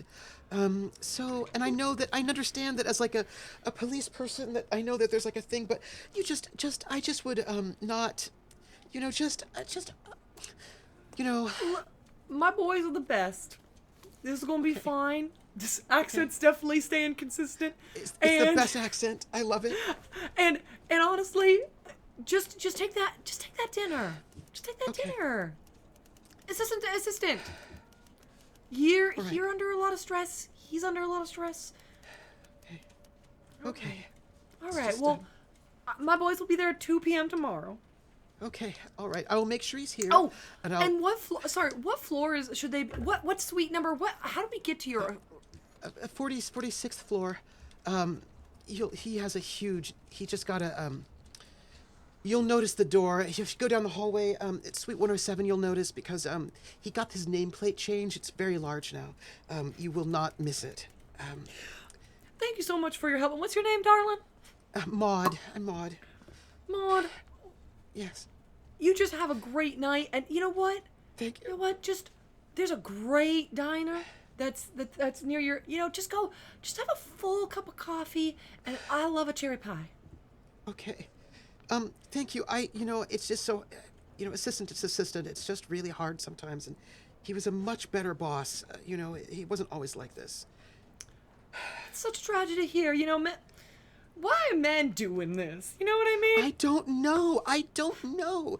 He was always pretty even-keeled. He just is, I don't know, something has just gotten a hold of him, and he just yells all the time, and everything is my fault all the time. It doesn't matter what happens or what I do. I always do my very best, and he was never like this before, but now I can't even go 10 minutes without him storming into my office and just yelling at me all the time. Maud, this ain't your fault. Men and their high emotions. You're Yes, they're doing so great. emotional. They're so emotional. You are the ballast of this ship, and you deserve a break. Take care, and I'll make sure my boys are extra nice tomorrow. Okay. All right. Have a good night, Okay. man. All right. Anyway, I hope that your boss gets you something nice for Secretary Day. Oh, I wring him dry. He's gonna get me the best. All right. Mike Take just care promised now. he wouldn't fire me this time. That's okay. Okay. And she hangs up.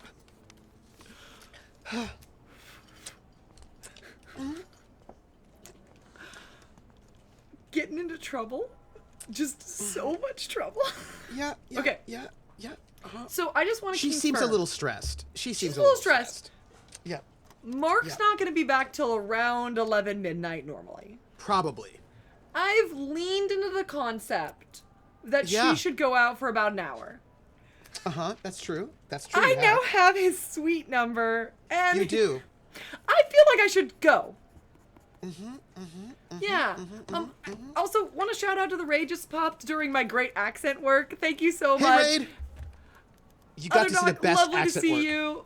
Like, best accent work. Best accent work.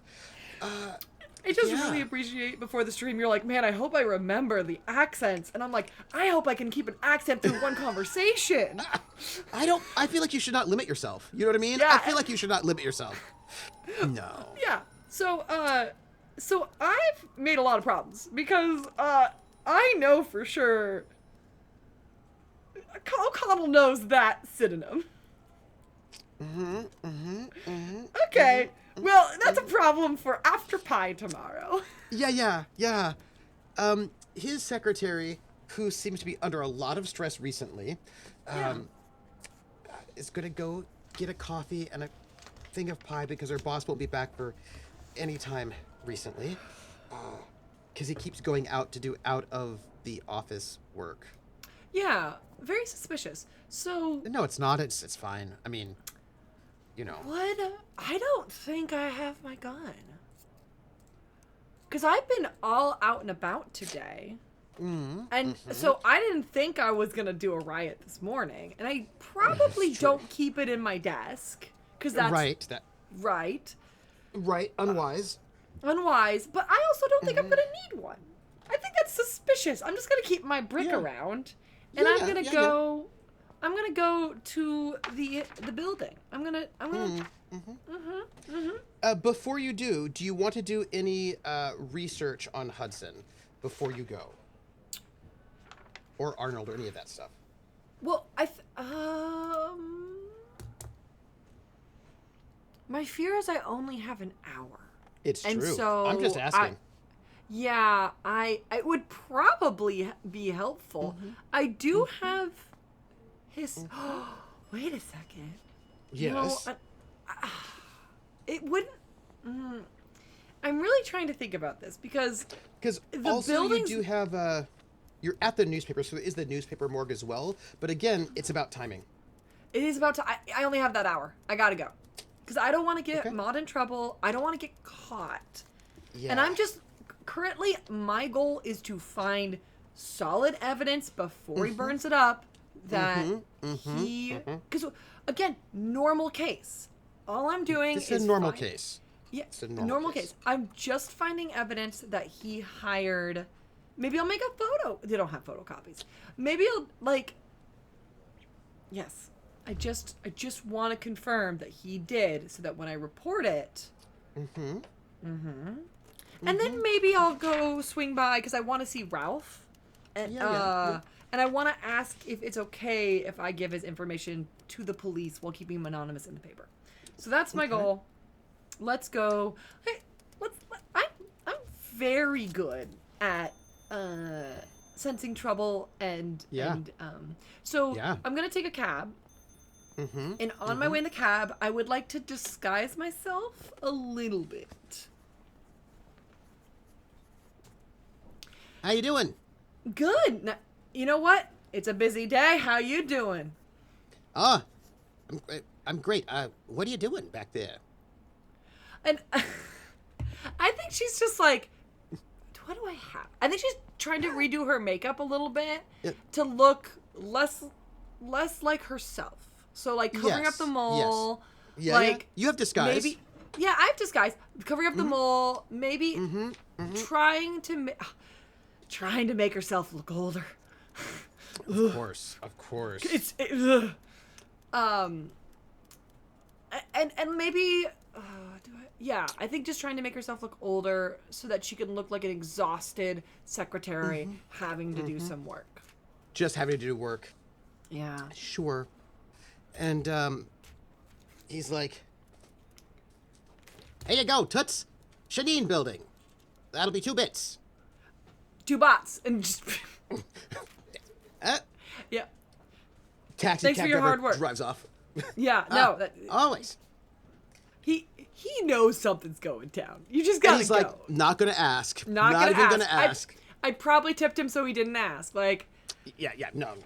so the building's probably open because I It is. assume it would be open. Yep. Um, And you can walk right up there, because anybody can go up there, because after all, yeah. right? It's not that big of a deal. It's an open building.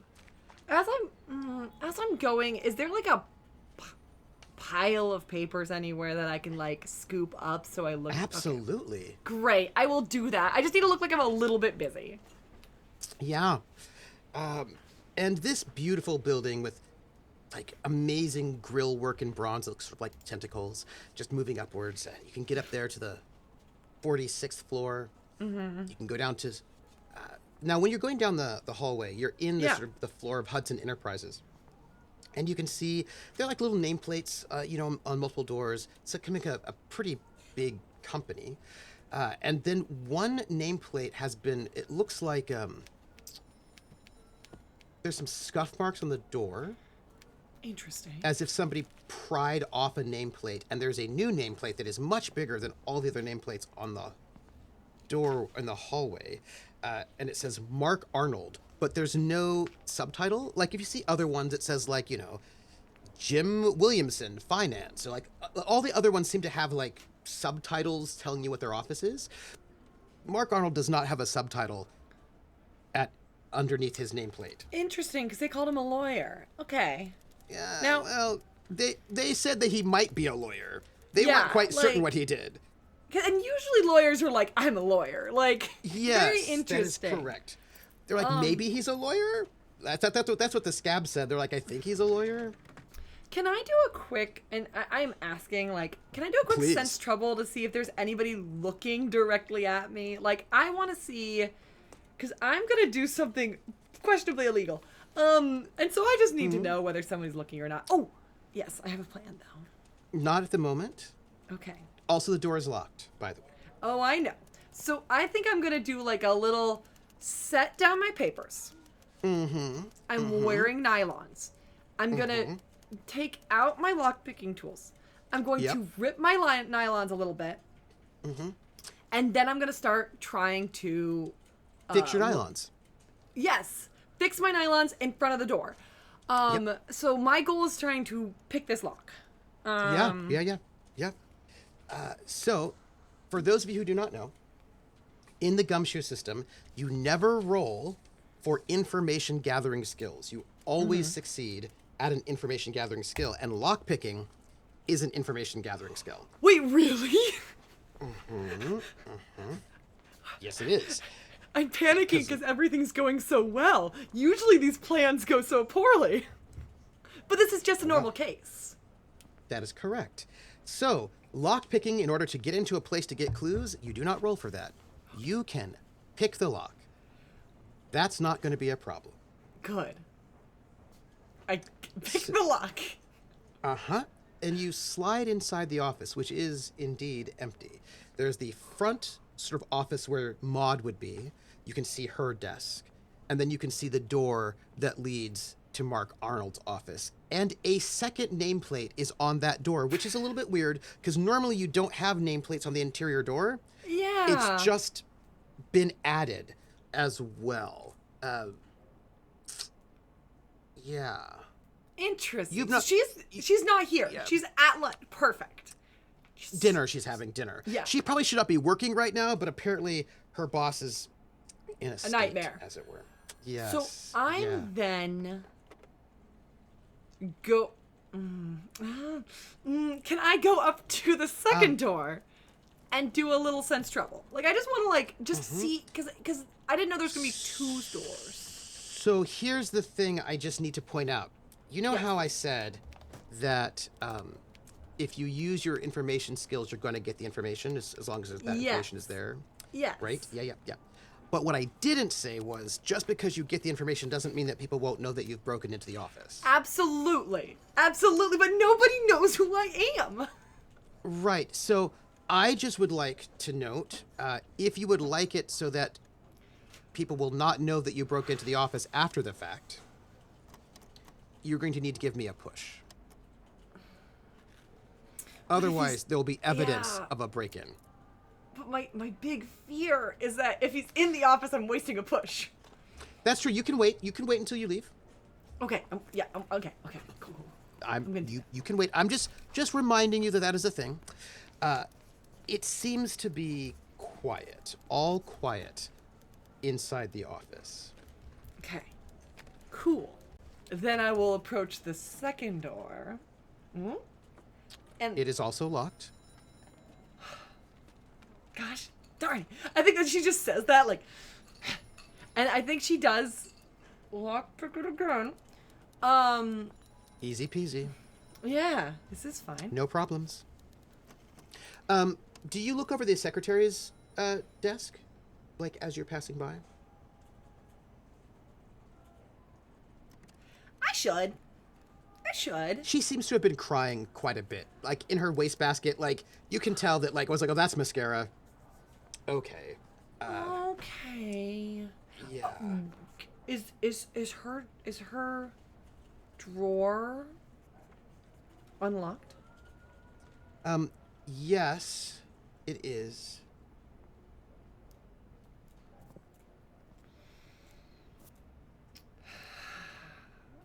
No, I'm not gonna do it because I was gonna steal the keys to be like, somebody, but then it's like, she's in trouble. I don't want to do that. I hope Maud just quits the job. Do you want to, I mean, it's the depression. She probably can't. Yeah. I don't want to get fired. Would you, are you gonna look inside? You're gonna stoop inside of her desk? I'm gonna do a quick, like, I know I have a very limited amount of time. So, like, yes, you do. I'm doing a quick. You do. Trying to see if there's any, like, telegrams that got sent out, like, I'm looking for, like, confidential, quick, right? Like. Yeah. Ooh, there's or some if there's notes. Expenses for, like, getting reimbursements for going down to Hooverville, like. Yeah. So, how do I put this?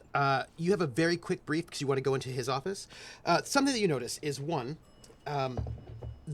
she did have, like, in her filing cabinets, expenses, things like that from the past, but nothing in the last month. Okay. Those are probably going to be in his office, but that's pretty weird because that's what her job is, but it seems like she's been cut out of the loop. There are notes from Arnold. And they're stacked up inside of her desk. And there are notes that are, let's say, 2 months old. And they're little notes like, Maud, thank you for all your good work. You're doing a great job. If you could go and, these seem to be like notes that were attached to papers, right? You could type up all these transcriptions and then send them out. And I need you to go and so these kind of very mundane, right? Like, send these papers over to the city hall, send these papers over to the alderman, like, just kind of very sort of normal things. And then in the last recently, the notes the notes are different, is what I would say. The notes, there's first, like, make sure you talk to Mr. Rush about the accident, right? And then you're like, oh, okay. And then they start becoming a little bit more like, Maud, why are you so incompetent? You can't do anything right. I don't know why I'm burdened with someone like you. And, like, the notes are, like, written aggressively. And I'm not just talking about the language. I'm talking about, like, really dug in, and, like, sometimes the paper rips, and it's just, like, a lot of ranting. Like, the phone rang, and how can you let the phone ring when I'm in the middle of a meeting? Like, you're the most, like, it's just, like, it's a real shift from like these earlier notes to these later notes that all seem to happen after the accident, probably because he's very stressed. Because as we all know, only because he's very stressed. Only because because this is a normal case and nothing case. weird is happening. So I would say that's probably what that's about. Just like a Okay. he seems stressed. I'm gonna ask this: if it is doing a push to make sure all these things are not known, because like I think I can make the desk look pretty. Her desk look pretty not looked through because she's sad.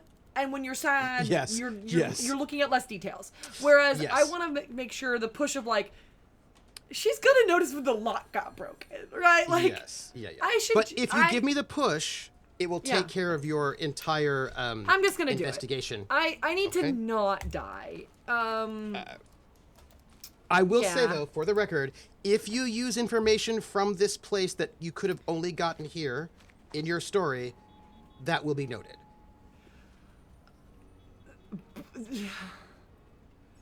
Fair.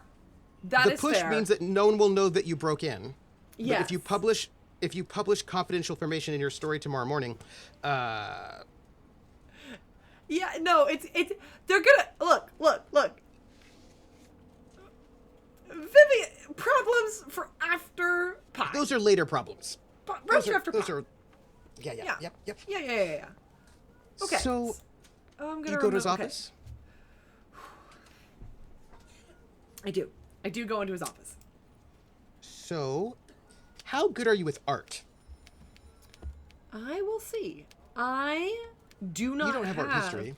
I do not have art history. I have a friend who has art history, but I do not. Well, in this office, it's a nice office, like good, nice desk. There is an easel in the corner, and it looks like he has commissioned a painting to be done of himself. It is not finished. It looks like it's only begun like a day or two ago, because it's very, very early times in this. But like, it's like a big portrait, you know, like kind of like presidential portrait style, you know what I mean? Like, it's clearly gonna be some kind of like oil painting, but like the sketches there, like it's mostly still sketches, but you've got some paint coming in, so he seems to be sitting for portraiture, I guess. Okay. That's fun. I wouldn't worry about it. I think it's fine. No. Yeah. Yeah. No, it's fine. And there's you can rifle through his desk. Absolutely, you can do that. He's got a lot of the files that used to be out there earlier before the accident are all in here now. He seems not to be sharing things with his secretary except yelling. He shares that quite a lot, actually. Tell me, what are your skills that you have? Because there's a lot of financial paperwork in here. There's a lot of stuff. This is actually great for me. My investigative abilities are bureaucracy. Oh, that's good. I think is going to help here. That's very good. Yes, and also accounting. So those two, I think, is going to give me a picture of, is money going to scabs? Yes. Like, that is I really am just trying to tackle to see if there's actually, like, are they actually hiring scabs? Because currently it is, we don't have evidence of that, right? Yeah. Okay, bureaucracy and accounting, those are great skills to bring to bear to this situation. Yeah. There might be some other things you might bring to bear. You just let me know when you want to. So you go through. You don't have a lot of time. You don't know how long it'll be before she gets back. Yeah, I do need to go a little bit on the faster rather than the slower side. Yeah. So this company, Hudson Enterprises, is a construction company. Mm-hmm. And there are, like, there's evidence of things they've done before. But they haven't done much. They're a kind of a new company. Adrian Rush is the president and also the founder. You see sort of records of some of the things they've done. It looks like mostly some small and very modest office buildings is what they've built. They're not the kind of company that has done anything really big, and mostly just like small office buildings. this office, this guy's not a lawyer. No. No, he's not a lawyer. It's a little unclear exactly what he does, but it seems like, let's see. Their stock, nearly tanked like 2 years ago, so they clearly needed some kind of. You get these letters coming back where the president's saying, Mark, we need something that'll like bring us out of this, right? Some kind of anxiety. And then Mark being like, oh, don't worry, we've got something. And then you get this sense from some letters from Mark to one of the local aldermen that, how do I put this? It looks like they cheated to get this bid for the water tunnel. That's a bigger story. Yeah. And how do I put this? The documents that you're seeing that indicate, like, there's a letter from the alderman to Mark that does not have the president's name anywhere on it that says, if you make a bid and you do this, this, and this, you're going to get it. And then there's some like word in there. There's like some clippings about how there were like 2 other companies that were bidding for the water tunnel, but they didn't say all the details that you needed to say because they didn't know that you needed to say them. Yeah, it's one of those like inside counsel, but no proof of bribery, just inside counsel. There are some campaign donations to this alderman, as a matter of fact. Yeah, and I will just note that this one alderman was really pushing to get the tunnel to go through, and then there's these campaign donations, and then this company, Hudson Enterprises, which, by the way, has never done 500 feet deep tunnel mining. They have never done anything of this scale. They've never done anything like. They have done office buildings, but they got this contract, which. Right, and then they're also not working with the union because that's probably why the accident happened, because they don't know how to do it, and then the union's saying we're not going to keep working, and but then they're like, we'll just hire scabs, and now we're really bad place. Yeah, but that about the scabs though, right? Yeah. There is. Look.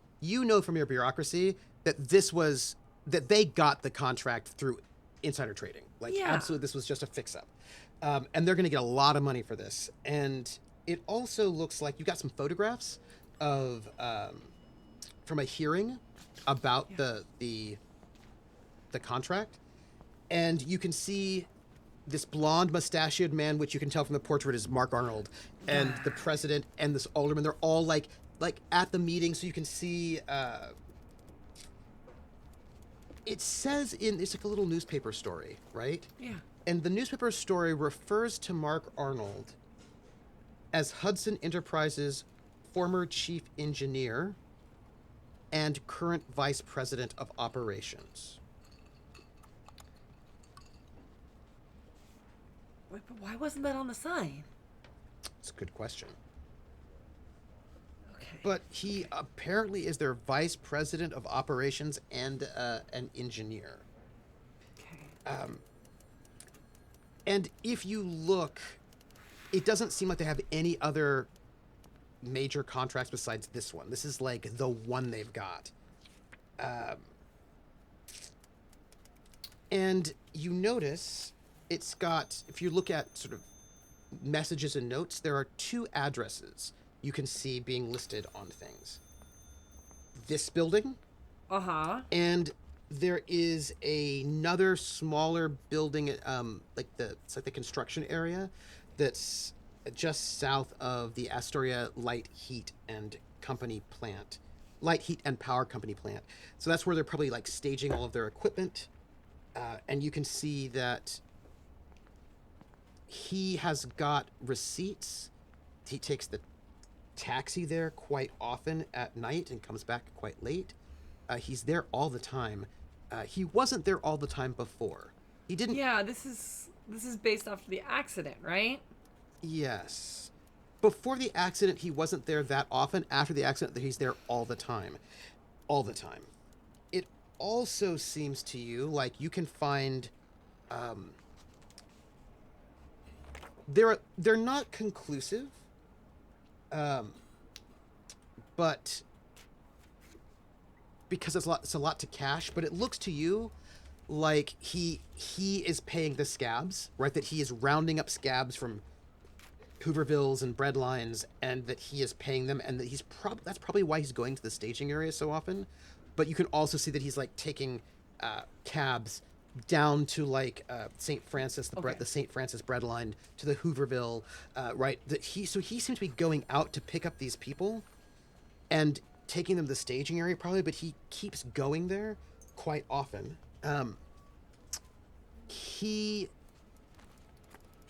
There is a note that you find. Okay. And the note is from yesterday. And it's from Adrian Rush. And the note says, Mark, what is this about scabs? What am I hearing about this? I told you to shut down all work until we could work out what's going on with the unions. I don't want any kind of trouble. Have you gone behind my back to do this?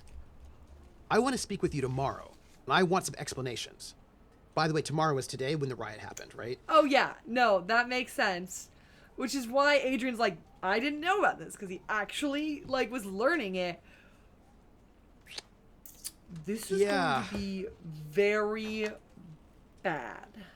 Like, this is... Even Vivian's like... This, like... Because, like, Vivian has some choices to make right now. Because I have all these dang documents. But if I take them, it is theft. Yeah. But I need these. And photocopiers don't exist yet. Yeah. And... what are you going to do? I will tell you, it seems to you that he is going behind the boss's back. That, like, it looks like you can see the record saying... the boss telling him to shut down after the accident, like, what's going on, what's the word, make sure everything is shut down so we can make sure everything is safe. But, like, we need to get this, if we don't get this tunneled through, we're done, right? So the president's kind of stressed out, because this is their one big thing. And it just looks to you like, it looks to you like our man Mark Arnold has just gone behind the president's back and just hired scabs to keep doing work on this. You can see, like, there's a little pad of paper, and you can see his handwriting on it, little notes that he's left, I guess. This doesn't seem to be to the secretary. No, but I'm going to put a piece of paper in the charcoal to read the notes. And it just says, Dear Mr. President, I'm honored that you invited me to be the treasurer, the secretary of the treasury. No. Dear President Roosevelt, I'm happy that you've recognized my genius and that you are stepping down and making me your vice president and then president. Yes. And there's like, Mark Arnold, president of Hudson Enterprises. Mark Arnold, president of the world. Mark Arnold, president. No one understands how powerful I am. I have been given a gift. And I will rule the world. Because only I am good enough, am genius enough. No one understands my genius. Okay. I don't know what to do with this fact. Because, like, is this a completely normal case? Yes, it is. It is a completely normal case. And is. So we're just... I've talked with my cousin... Yes. like Reynolds, and this is just Louisa. like, Louisa's like, absolutely just like, hey, some people have delusions of grandeur. Yes, yes, And you so have like spoken, this just Louisa. yes. And so like, but like now, because like there's a couple ways she could spin the story. First way, corruption, which is a fun way to go. Like, hey, But by the way, just so you know, it also says things like, Rush, I know he wants to steal my ideas. I know it. I know. I can't tell him anything. I can't tell him anything because he'll just steal my ideas. No one understands how brilliant I... Yeah, there's like a thing going on there. And I think if you're thinking about Louisa, I think the word megalomaniac would definitely... yeah. Yeah, And like, we have this corruption direction. We have like, I could do a puff piece on how wild this guy is. Like, that one wouldn't be like, I could just be like, hey, I heard this name happening, and I did some. It's like I figured out like, but how do I say that without being like I was in his office? Yeah. It also seems to you like he got into a terrible fight with Mr. Rush. Yes, Mr. Rush was that's what- apparently very angry. And some of the notes to himself are just like, how dare he yell at me in front of the secretary? I'll have to fire her. And it's just like, and I just really want to be very clear, before the accident, none of his letters were like this at all. This is at the point where like, I'm not saying Vivian has a supernatural sense, but like, there's a tuning fork that is going off in the back of Vivian Sinclair's hair. Like, there's like weird vibrations when she looks at specific things, and Yeah. she's like playing with the mirror bracelet that she owns because abrupt mood changes on one guy. Okay. Two guys, it's the Great Depression. Four Obviously. guys that are all hanging out. Like, Vivian is at this point being like, man, it's so wild how normal this case is and how it's like. So I think. You don't want to know about that one envelope, do you? Oh, wait, is there an envelope? Yeah. It's a manila folder. You don't want to know, right? I do want to know. Oh, are you sure? Yeah. Did you open it? do. Did you just like open it?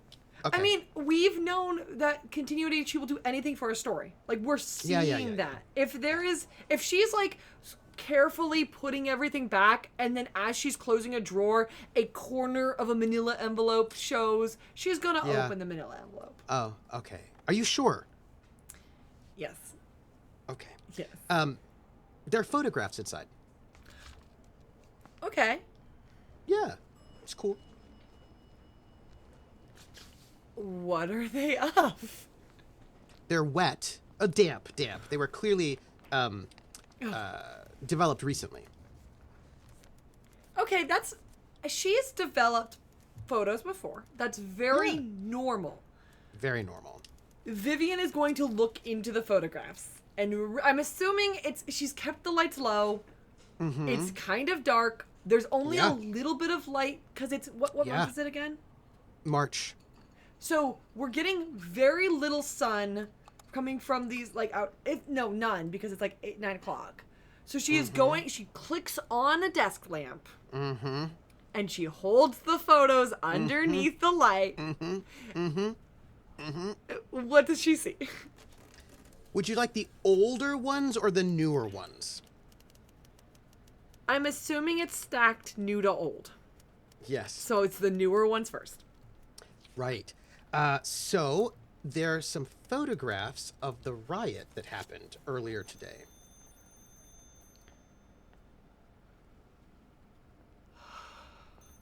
Well, that's not really accurate. If I say that there are photographs of the riot, that's not really the full story, you know? Okay. It's more like they're photographs of Vivian on the fire escape, and there's a note saying, "Boss, that reporter lady was there." And then you can see it's not just you. There's also a reporter from the Post and the Times. It looks like they have been taking photographs of any press who were covering the story today. Yeah. They also have one of Carmela as well, and there's some like any press who was there, there are photographs of them. And names. They have gotten the names of, they don't have Carmela's name because she's too new and fresh. Yeah. There's just like a question mark for who that is. But they've got all the names. There were like really basically only like 4 reporters there and like maybe 4 photographers. Yeah. But they've got all the names of the people who are there. There's also there's a photograph of the Union head walking out of his house on his way. That's an older photograph. There's photographs of the bread lines. Okay. And you can see there's a photograph of Raphael, and he's standing there he's standing right next to a man, and 2 men, there's 3 of them kind of standing next to each other in the line. There's Raphael, there's another man that you don't recognize, and then there's Benny Miller. You recognize him. I bet that's seen him Ira. before. I'm putting together Probably. the pieces. Yeah. And you can see them in front of the St. Francis of Assisi Church at the breadline. And it looks like these are photographs of and they're like that, the grease pencil,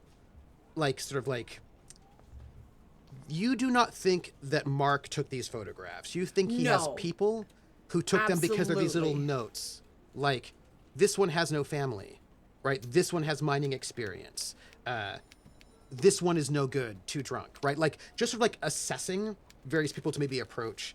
And then there are these little notes back saying ask number 1, number 7, number 3, number 13, right? So they're targeting people who maybe are not going to ask a lot of questions or who might have some kind of experience. And they're just keeping track of a lot of things. Okay. Is there a phone in this office?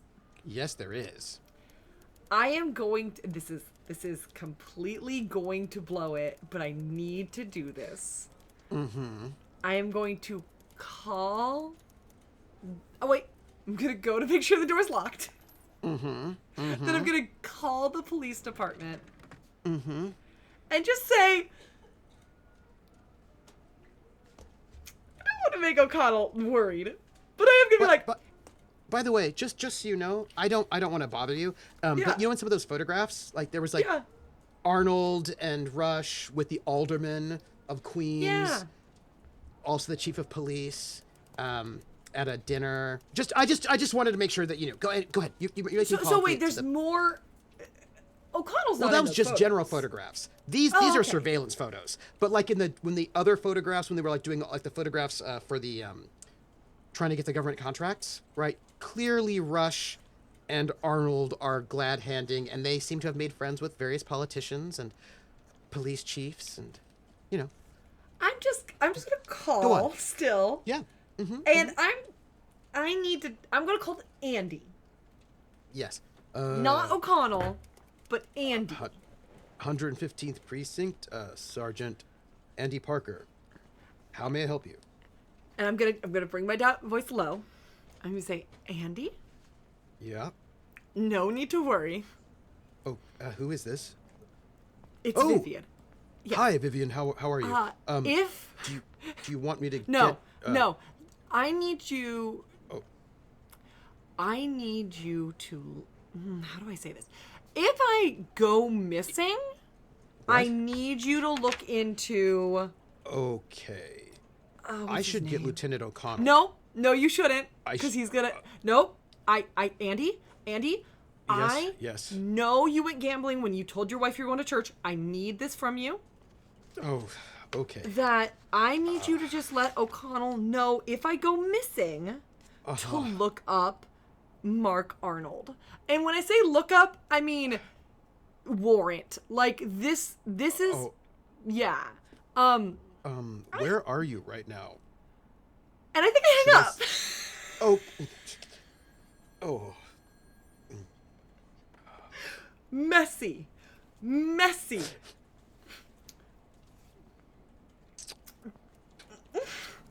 Because here's the problem. I don't think I have Vivian would know this. She's married O'Connell. Married. Yeah. Mm-hmm.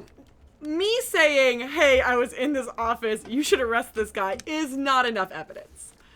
No, and it's And also I can't even go tell them, "Hey, you should look into this," because that the lead is got through misgotten gains, which again we do not want.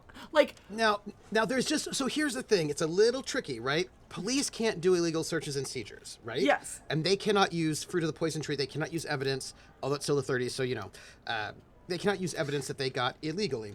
Yeah. Now, if somebody gave them evidence, then they could use it, unless that person were like the fiance of the investigating lieutenant. Then it looks real bad. So it's just like yeah. Mm-hmm. And so Vivian's doing all this of like, I want the story to drop.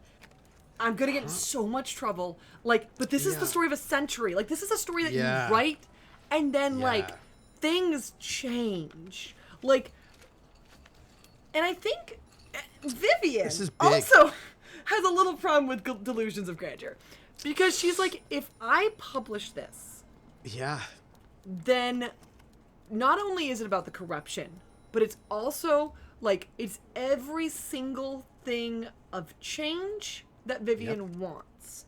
So Vivian is thinking about that. The Pulitzer. Yeah, but again, like, she's like, gotta do it in her head, because she's like, who do I say got, like, because like Vivian's like, what if I just say, hey, a bunch of these people who got arrested said Mark Arnold. So like, maybe that's enough, but then there's not gonna be any evidence. And like, so I think Vivian's going through all of this as she's carefully putting everything back. And by the way, the surveillance seems to really focus on those three men, Benny, and the two guys that you are pretty sure must be Dan and Ira. Yes. And they seem to be prime targets, right? There's just more notes on them. You would be able to recognize any of those three, although one is dead and two are currently in Bellevue, probably. Yes. Although it's a little bit unclear if Ira's going to be held or not. Yeah. I mean, I assume if he's as violent as he said, is there anywhere on this folder that says the private eye name? Yeah. No, it doesn't. But what's interesting is that you don't, I don't know, what are your skills in terms of like streetwise, cop talk? Give me some, what do you got there? Yes. Okay. I have streetwise. Mm-hmm. I have oral history. I have history. I have evidence collection, and I feel like I would know from those things of like, just because if I can evidence figure collection. Evidence collection, I think would help you here. Okay. This is not a private detective. Really? Yeah, no, because you know what professional work looks like, and there's little details that like people who are like if you've done private eye work, there are these certain kind of like, it's like a paperwork, how you fill out paperwork, you do protocols, right? You know the certain kind of abbreviations. You know what I mean? Like, it's like you're like, oh, that person's a secretary, they know steno. Like these, you know certain things, right? And you know what it looks like when police do evidence collection, when private detectives, maybe more ex-police have done evidence collection, and this does not look to you like a private detective. It looks like somebody who's not as professional. Okay. So streetwise might say maybe private security or a goon of some sort. I mean, I'm even thinking maybe just like a lot of people are willing to take weird work right now. Like, but it's good to know because I was like, maybe I could talk to the private A. That's good for me to know. Whoever, Arnold is spending a lot of money. You've got accounting, right? Since he's always spent money, it looks to you, look, you've got streetwise, you've got accounting. This guy is the vice president of operations. He's their fixer. He's the one who, if there is no evidence linking Adrian Rush to anything he does. Yeah. Right? So if anything goes down badly, there's plausible deniability, but it also really does sound like Adrian Rush did not know about this current thing. No, this is actually... Yeah. I don't know if I'm gonna... I know my hour's almost up. But he's been spending way more money in the last 22 days. Right. And he's been spending lots of money on a lot of people. Well, a lot of this seems like it's like, ooh, delusions of grandeur also tied into hyper, not anxiety, but paranoia. Paranoia, yes. So, like, absolutely. those often go together, and I'm like, Vivian, as soon as she saw her face in that photo, I was like, yeah, this is now the danger zone. This is now, like, Vivian's got to be careful and leave. Yeah. Like, as much as she wants... I'm so glad I saw that folder. Vivian's got to use the push, so, you know. Yeah, yeah. That push will help you get out of here before anybody comes in. Yeah, so I'm, like, cleaning everything up. I'm, like, starting to leave. Wait, are you saying I need to do another push? No, you've already spent it. Okay, I'm just reminding you that you spent it, so you've Yes. got that. But you have you have two addresses, this one and this other one, which seem to be like. I definitely have my notebook. I wrote down notes. Yeah. Did you steal anything? I know that will be poor for me, but something I will do. I am going. This is risky, but we're playing risky. Hi, I am going to rip. I am going to, in the pile of papers with Maud, I am going to, like, I'm assuming Maud has a section that is, like, that's just for her journaling. It's probably her notes. I want to, I want to write. Do you, can I ask you a question? Yeah. Before you write anything down? Yeah. Do you know stenography? Oh, you mean, like, okay, I don't think I have it. I don't have it, but I do have... Well, it wouldn't be written on your list. I'm asking you. I have cryptography, which is... Oh, yeah, that would help. Yeah, yeah. Yeah, but this is a more basic. This yeah, is because, you know, this is like that special dictation that, like, secretaries would write. And that's special. Right. Like, you'd learn that language to do dictation. I think I have some beginner knowledge in it. I don't think I can, like, I think I can barely read it. Shorthand. Yeah, but I don't know if I could do a whole paragraph in it, right? But can you write it and read it? I think I could do things I've seen before. Like, there's probably, like, I probably have, like, quick shorthands, right? But Because here's the thing about shorthand. Yeah. You learn it when you go to secretary school, right? Yeah. Secretaries are going to have to know how to read and write shorthand. Bosses often don't know how to read and write shorthand. Yeah. Because that's what they have secretaries for. Yeah. Yeah. So if you're going to write a note and you know some shorthand, you can be pretty certain that Arnold probably will not be able to read it. And I think I'm going to write it, and I think it's basically, and this is hard because cell phones don't exist. But it's true. I think it's going to be like... And neither do answer machines. No, But, like, you know, operators exist. Like, you can leave a note with the operator who's a human being who would know whatever you're going to leave. Yeah. But, you know. I think what I'm going to do is I'm going to write a note that says... This is so scary. Your life's not worth it. This is going to go bad. Go to the police. Tell them everything. Like, I think... I'm going to try to set that. I'm not going to put my number, but, like, I'm going to try to be like, hey, like, go to the police. You will be protected. Like, just kind of something like that, because I'm actually worried about Maud. And I think Vivian's playing this, like, if any of this goes out, Maud might get dangerously hurt. Yeah. Yeah. And also, if Maud goes and confesses all of this, that's evidence. The only problem is, it does not look like she has any of this info. Like, ever since the accident, he's been walling off a lot of things from her. Gosh, I still gonna leave it. Yeah. I'm still gonna leave it. Because she might have, because secretaries always have something. They always, that's why the word secret is part of secretary. So, like, they've got something. Like, but I'm wondering if she might have known about the corruption.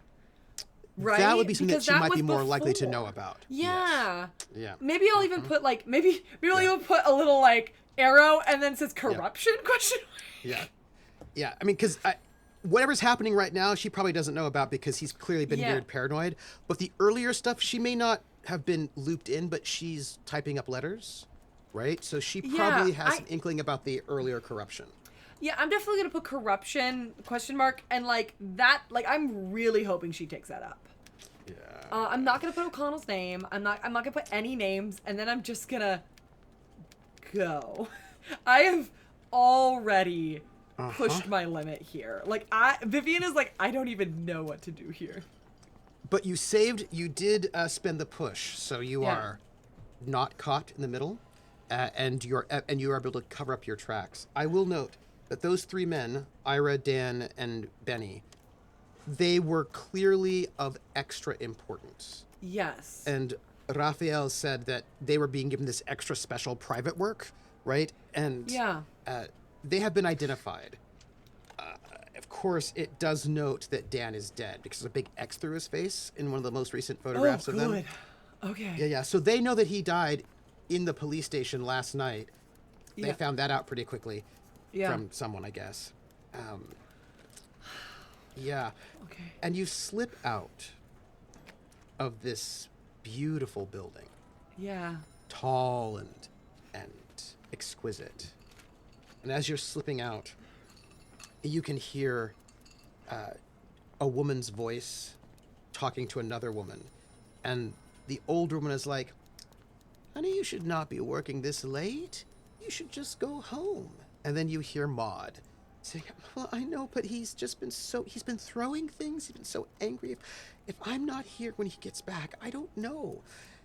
I'll just wait a little bit longer. As like, you can hear the other one goes, well, I'm going home for the night. It's already 6 o'clock. So am I out of the office, or am I hearing this through the door? Okay. You're hearing it. You're hearing it as like you are like down the hallway, and you can hear them coming up the hallway the other direction, right? And you're gonna slip away before. Yes. They're not even gonna see you. I don't even want to know her face. For like guilt.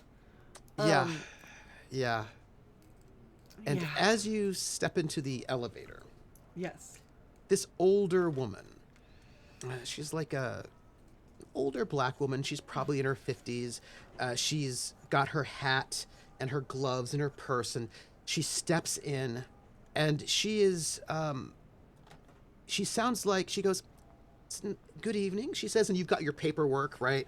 And she doesn't really look much at you. Wait, did I steal the paperwork from this office? I think you got it from like a lower floor. Okay, good. That's I want to just make sure I return it. Yeah. Like, that's my goal. Okay. Yeah. And she just sort of nods to you as as you sit in the elevator, as you head downwards, and this is not Maud. This is the other voice that was talking about saying that you should go home. And she just sort of like smiles at you as you head down the elevator so slowly. Elevators in 1934, not very fast. Yeah. As you head down the 46 flights to the outside. And that, as you step out, is where we end our session. I don't think I've made this many dangerous choices in an RPG ever. And they're working out. Oh, well, yes. For now. I was like, I should give you the evil tense music, but I want office music right now. So, you are out. You've got a story to deliver tomorrow morning. Yeah. On the Riot. There might be a bigger story that you might deliver later. But, as we sort of do our processing, Mark seems to be doing well. You know Louisa, absolutely megalomaniac, absolutely. Now, you could probably talk to her, maybe get some more insights about him, but you're Delulu, paranoid, megalomaniac, absolutely, narcissist. Not really much evidence of that before the accident, but certainly afterwards.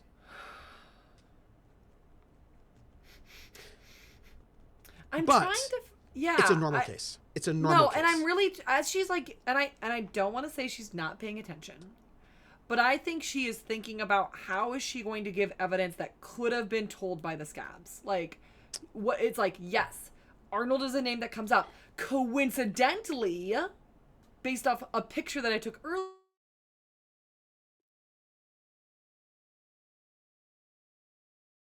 Oh. Wait. Hold on. Wait. Wait. Hold on. Hold on. Wait. Wait. Wait. Wait. Wait. Wait. Wait. Wait. Wait. You're back. I lost you. Oh, you did. Yeah, but you're back. But you're back. Oh, okay. I know. Okay. I heard a lot of Sorry. waits, and I was like, did I get shot? What is going on? Is No, the no, you camera now... just dropped. You dropped for a moment, and I was worried. Okay. Oh, okay. All I'm saying saying? is we're gonna write this article. Vivian is gonna go home. Is gonna write an article about how the things she knows. Hudson Enterprises has never done a job like this. She has photos of these 3 people being rather close. Lot of people who are scabs saying this was Arnold. I don't have to use any names. Like, this is all things that, like, maybe not in the office, and hoping that this woman could come in and maybe tell her part so that we can actually get, like, justice. I think it's gonna all go well. I don't think... I think this is a completely normal case that, like, after this starts, Vivian can actually, like, start using her resources and maybe not get in trouble. Or dead. Yeah. I will say, for the story, you should probably get the union side and maybe try... I mean, you've got a scab interview, which I think is pretty good, right? But I don't think the union... Oh, I guess the union did work on Hudson Enterprises, right? Yeah. So... Yeah, they're the ones doing all the work on the tunnel. And they were the ones who were there when the accident happened. Oh. Right? Because the accident happened, and then the union was like, okay, we have to pause construction on the tunnel until we find out, right, what's going on. So the union might know about that. There's still Benny. Benny's at the Bellevue still. Ira may or may not be there, but they're the ones who've been doing extra work for Arnold, which means if you want evidence against Arnold... I should go to Benny because I'm not trying to cover the union side of this weirdly. I'm trying to hint that there's something going on. Like, and so it's not even the fact that, like, because I don't think the union's at fault for any of this. I will note that it has been reported nowhere what the accident was. Just that there was an accident that shut down construction, but nothing else has been reported on it. I do need to know that. That's the interesting... So, I guess I'm gonna go to talk to Benny. Let's get in the car and go to Benny. Not gonna be weird if Vivian is looking at the other person that's got photos. I have done my piece of saying if I go missing, look for this. It's true. Guy. But I will just note that you haven't gotten the union side for your story about the riot. Because they were there, and you've got an interview with a scab. You might want to get an interview with some union folks. For the riot story. Not the corruption story, just for the riot story. If Arnold, Ira, and Dan were doing extra special private work for Mark Arnold, it would probably be good to talk to... Well, you can't talk to Dan because he's dead. But Benny. I can talk to Benny. Sorry. Benny or Ira. Because Benny started the riot. He did start the riot. But... Oh, wait. When is the union conversation happening? Like... Ugh. Oh, they're going to be holed up at their union hall like all night, all day. Like, good. They're probably under they're like in war footing, right? Because they also didn't know that there were scabs. They also just found out that there were scabs, and that's why all of this has popped off. Yeah, let's go talk to the union then, because I think Benny is going to be there. Nothing bad's going to happen to Benny, but the union... Benny's at Bellevue. He's not really going anywhere at the moment. Yeah. Let's say she gets in her taxi. She is going to the union. Now, I am assuming there might be something happening that Vivian is not aware of as she gets in the cab. Probably. But that's for next week. But, so I'm just thinking, like, where your leads? You can, at least for the story, to interview a union person. If you could get a hold of Benny or Ira to find out what they were doing, that wouldn't be bad, since, they were doing something. Yeah. Something that... I don't know what they were doing. Trying to find out maybe what that accident was might be interesting, but the union guys would probably know about that. That's why I think we're going to do 2 birds with 1 stone with the union of, like, we're going to get the information about why the riot is so large, and then also, like, what that accident was and what they're trying to argue for and why that's expensive, which is why they went to scam, like, all that. Yeah. really, I mean, your guess is going to be, you'd have to find out, your guess is they don't want to die, and so they want to make sure that, like, whatever, like, because it depends on what the accident was, right? But Right. Or, yeah, but whatever it is, they probably at least want safety inspections. Yeah. Or It safer seems like work we have environments. What? Safer work environment? You have to find out what happened. Completely normal case, except for that Vivian was spotted. That's actually what's making this a more normal case, actually. Yeah. Because... Well, I mean, she was spotted along with all the other reporters, so it's just, a more normal case. Because if it was, like... There was no, like, evil vibes. No. There was no, like, weird tentacle statue. There was a piece of art, but that just ties into the delusions of grandeur thing. Absolutely. Yeah, yeah. Like, and in any way, like... Yeah. Yeah, no Cthulhu. No, this is completely normal case. Vivian Sinclair, perhaps her last, if it's this good, or just the start. Yeah. You know what's funny? I just think it's kind of interesting that the 3 people who were doing this secret private work for Mark Arnold, one is dead. Yeah. One is flipping out and is apparently in some kind of a fit and cannot be talked to at the moment. That's Benny. And the other one seems to be okay, I guess. Yeah. No, Vivian's like, isn't it weird that all these angry men met each other at the same time? Like, again, Vivian is telling that to herself. Like, this is not, like, she's smart enough to pick up the pieces, but she's avoiding them to try to track a very normal case. Because I think it's very normal.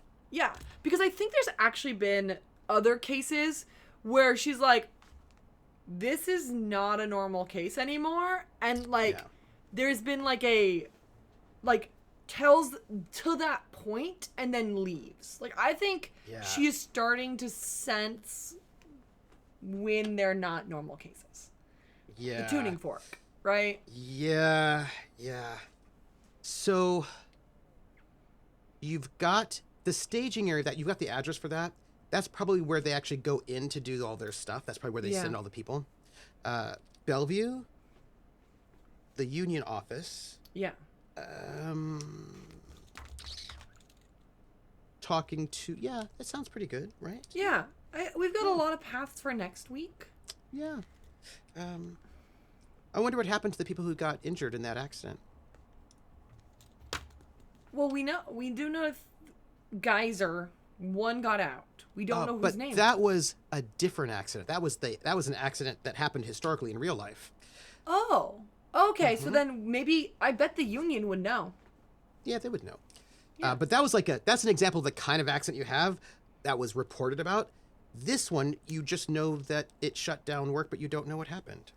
Huh, that feels like a completely normal thing to add in an article. Yes, like it could be like, it's because here's the thing. You mentioned that you were going to talk about how like they're working the scabs too hard, which makes it unsafe, which means you could maybe like, it's like add into some more unsafety. Need some OSHA, Office of Safety and Health Administration, or that was correct. Occupational. Yeah, occupational, right? Yeah, so I just maybe it's not a very safe working environment. It isn't, but it could be safer, which is the whole goal. Yeah, just do the right thing. Yeah. I wouldn't worry about it. Also, I don't know. Rush, Arnold is doing a lot of stuff behind his boss's back that seems a little like, why did he restart the construction without telling his boss? Like, what's going on? Right.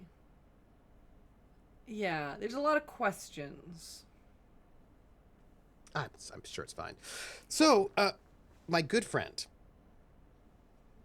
People in chat feel like Joe's gonna die because it's so wholesome, but I'm sure it's fine. I don't think Joe's gonna die.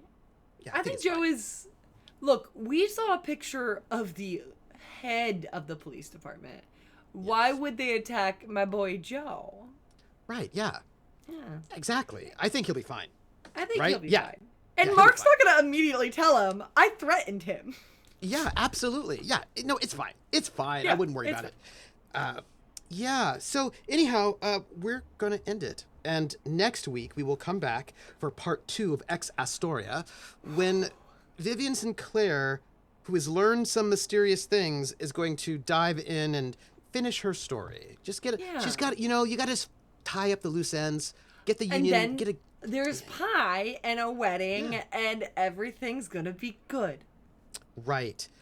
And again, it's fine. Like I wouldn't even worry about it. Government corruption that goes up pretty high is not at all dangerous for you to report on. I think it's fine. So why don't you tell us who you are, where we can find you, and your favorite part and what you're looking forward to.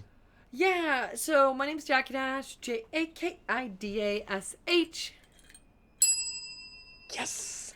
I was like, where's my... I had a goat that I could... Your scream and go. My screaming goat, yeah. Next time. But I'm a mostly gamer, sometimes RPG streamer. I'm currently going through Skyward Sword on twitch.tv/JakiDash. And we do Monday Fun Days where we do 6 p.m. Currently I have a friend who is backseat gaming to the highest degree. One of my favorite Zelda games, which is Skyward Sword. So if you like this energy of making bad choices and laughing at terrible, non-consistent accents, then you're going to have a good time. And my favorite part has probably been... I think I'm playing this pretty risky compared to most games. And I think it's because there's high risk, high rewards. Mm-hmm. Vivian knows this is the case. This is going to be the make or break if she becomes the dream that she wants. So she's gonna put 100%, and currently it has only gone well, right? She has gotten the person who was running off the train. She got the photos. She got the riot, right? Did you steal those documents, by the way, in the office? No. Okay. I know they're gonna be burnt, but one is against the rules, and one is I can say I was never there, right? Yeah, but you haven't. Look, there's a lot of corruption.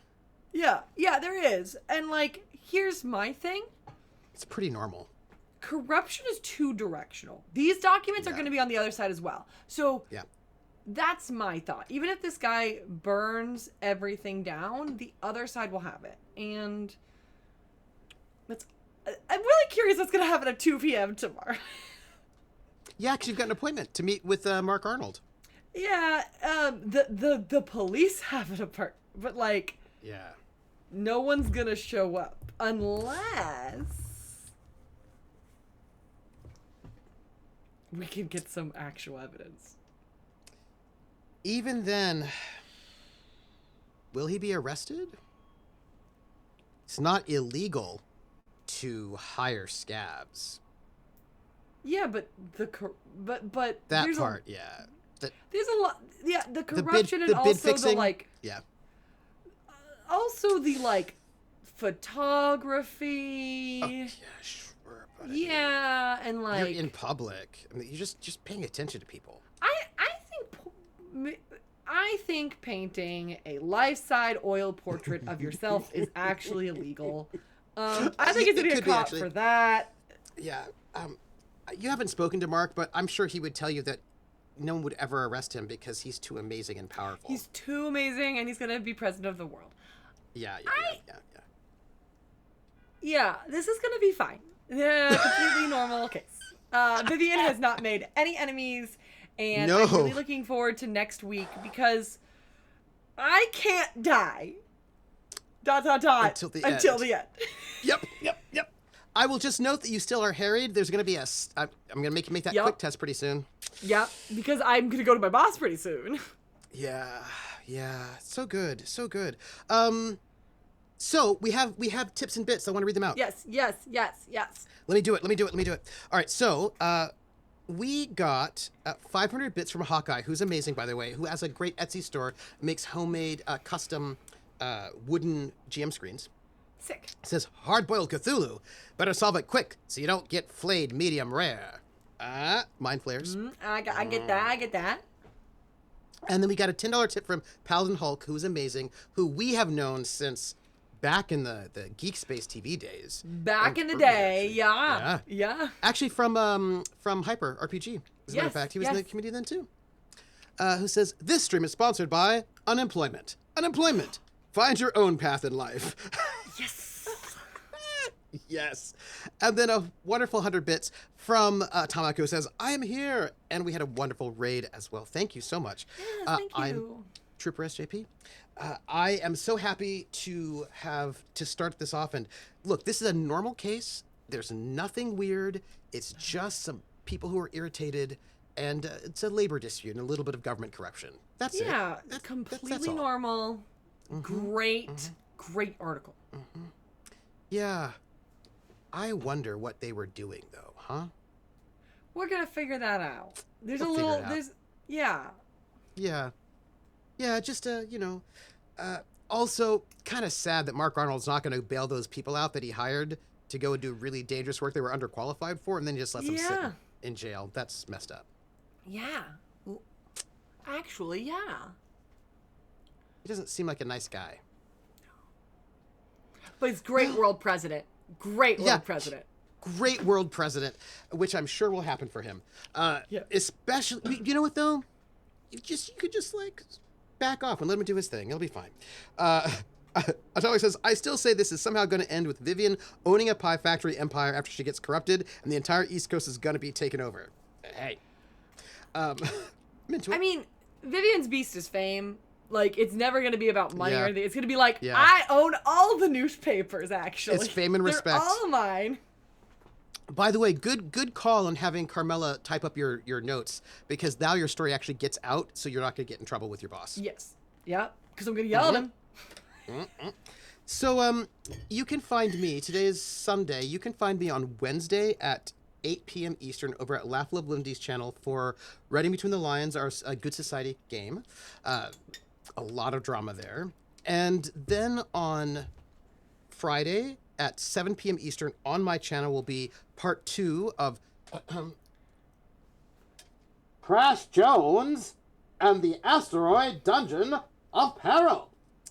For our solo RPG, me being a pulp hero from the 1930s, but in a sci-fi future.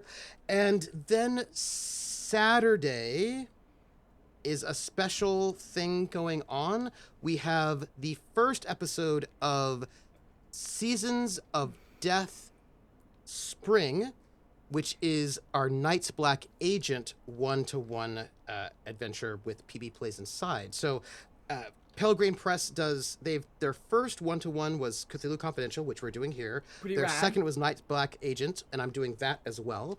So we're going to have 2 simultaneous one-on-one 2 to 3 shots going on at the same time starting this weekend. And then, of course, back here again on Sunday for part 2 of Astoria. And I think it's just like some labor disputes. It'll be fine. And, I'm really looking forward to just getting a huge report that is completely normal and all of Vivian's dreams are happening at the same time. She has a mentee. She is like, it's going to be in her name. It's going to be a corruption case. Like, her and O'Connell made up. Like, yeah. Everything is going really well. Yes. Yeah. Yes. Yeah. Yes. Yeah. Well, we better go since everything is going so well. Yes. You know. Yeah. So, everybody, JakiDash, you don't have to listen to this. Everybody, this is not a normal case. It's bad.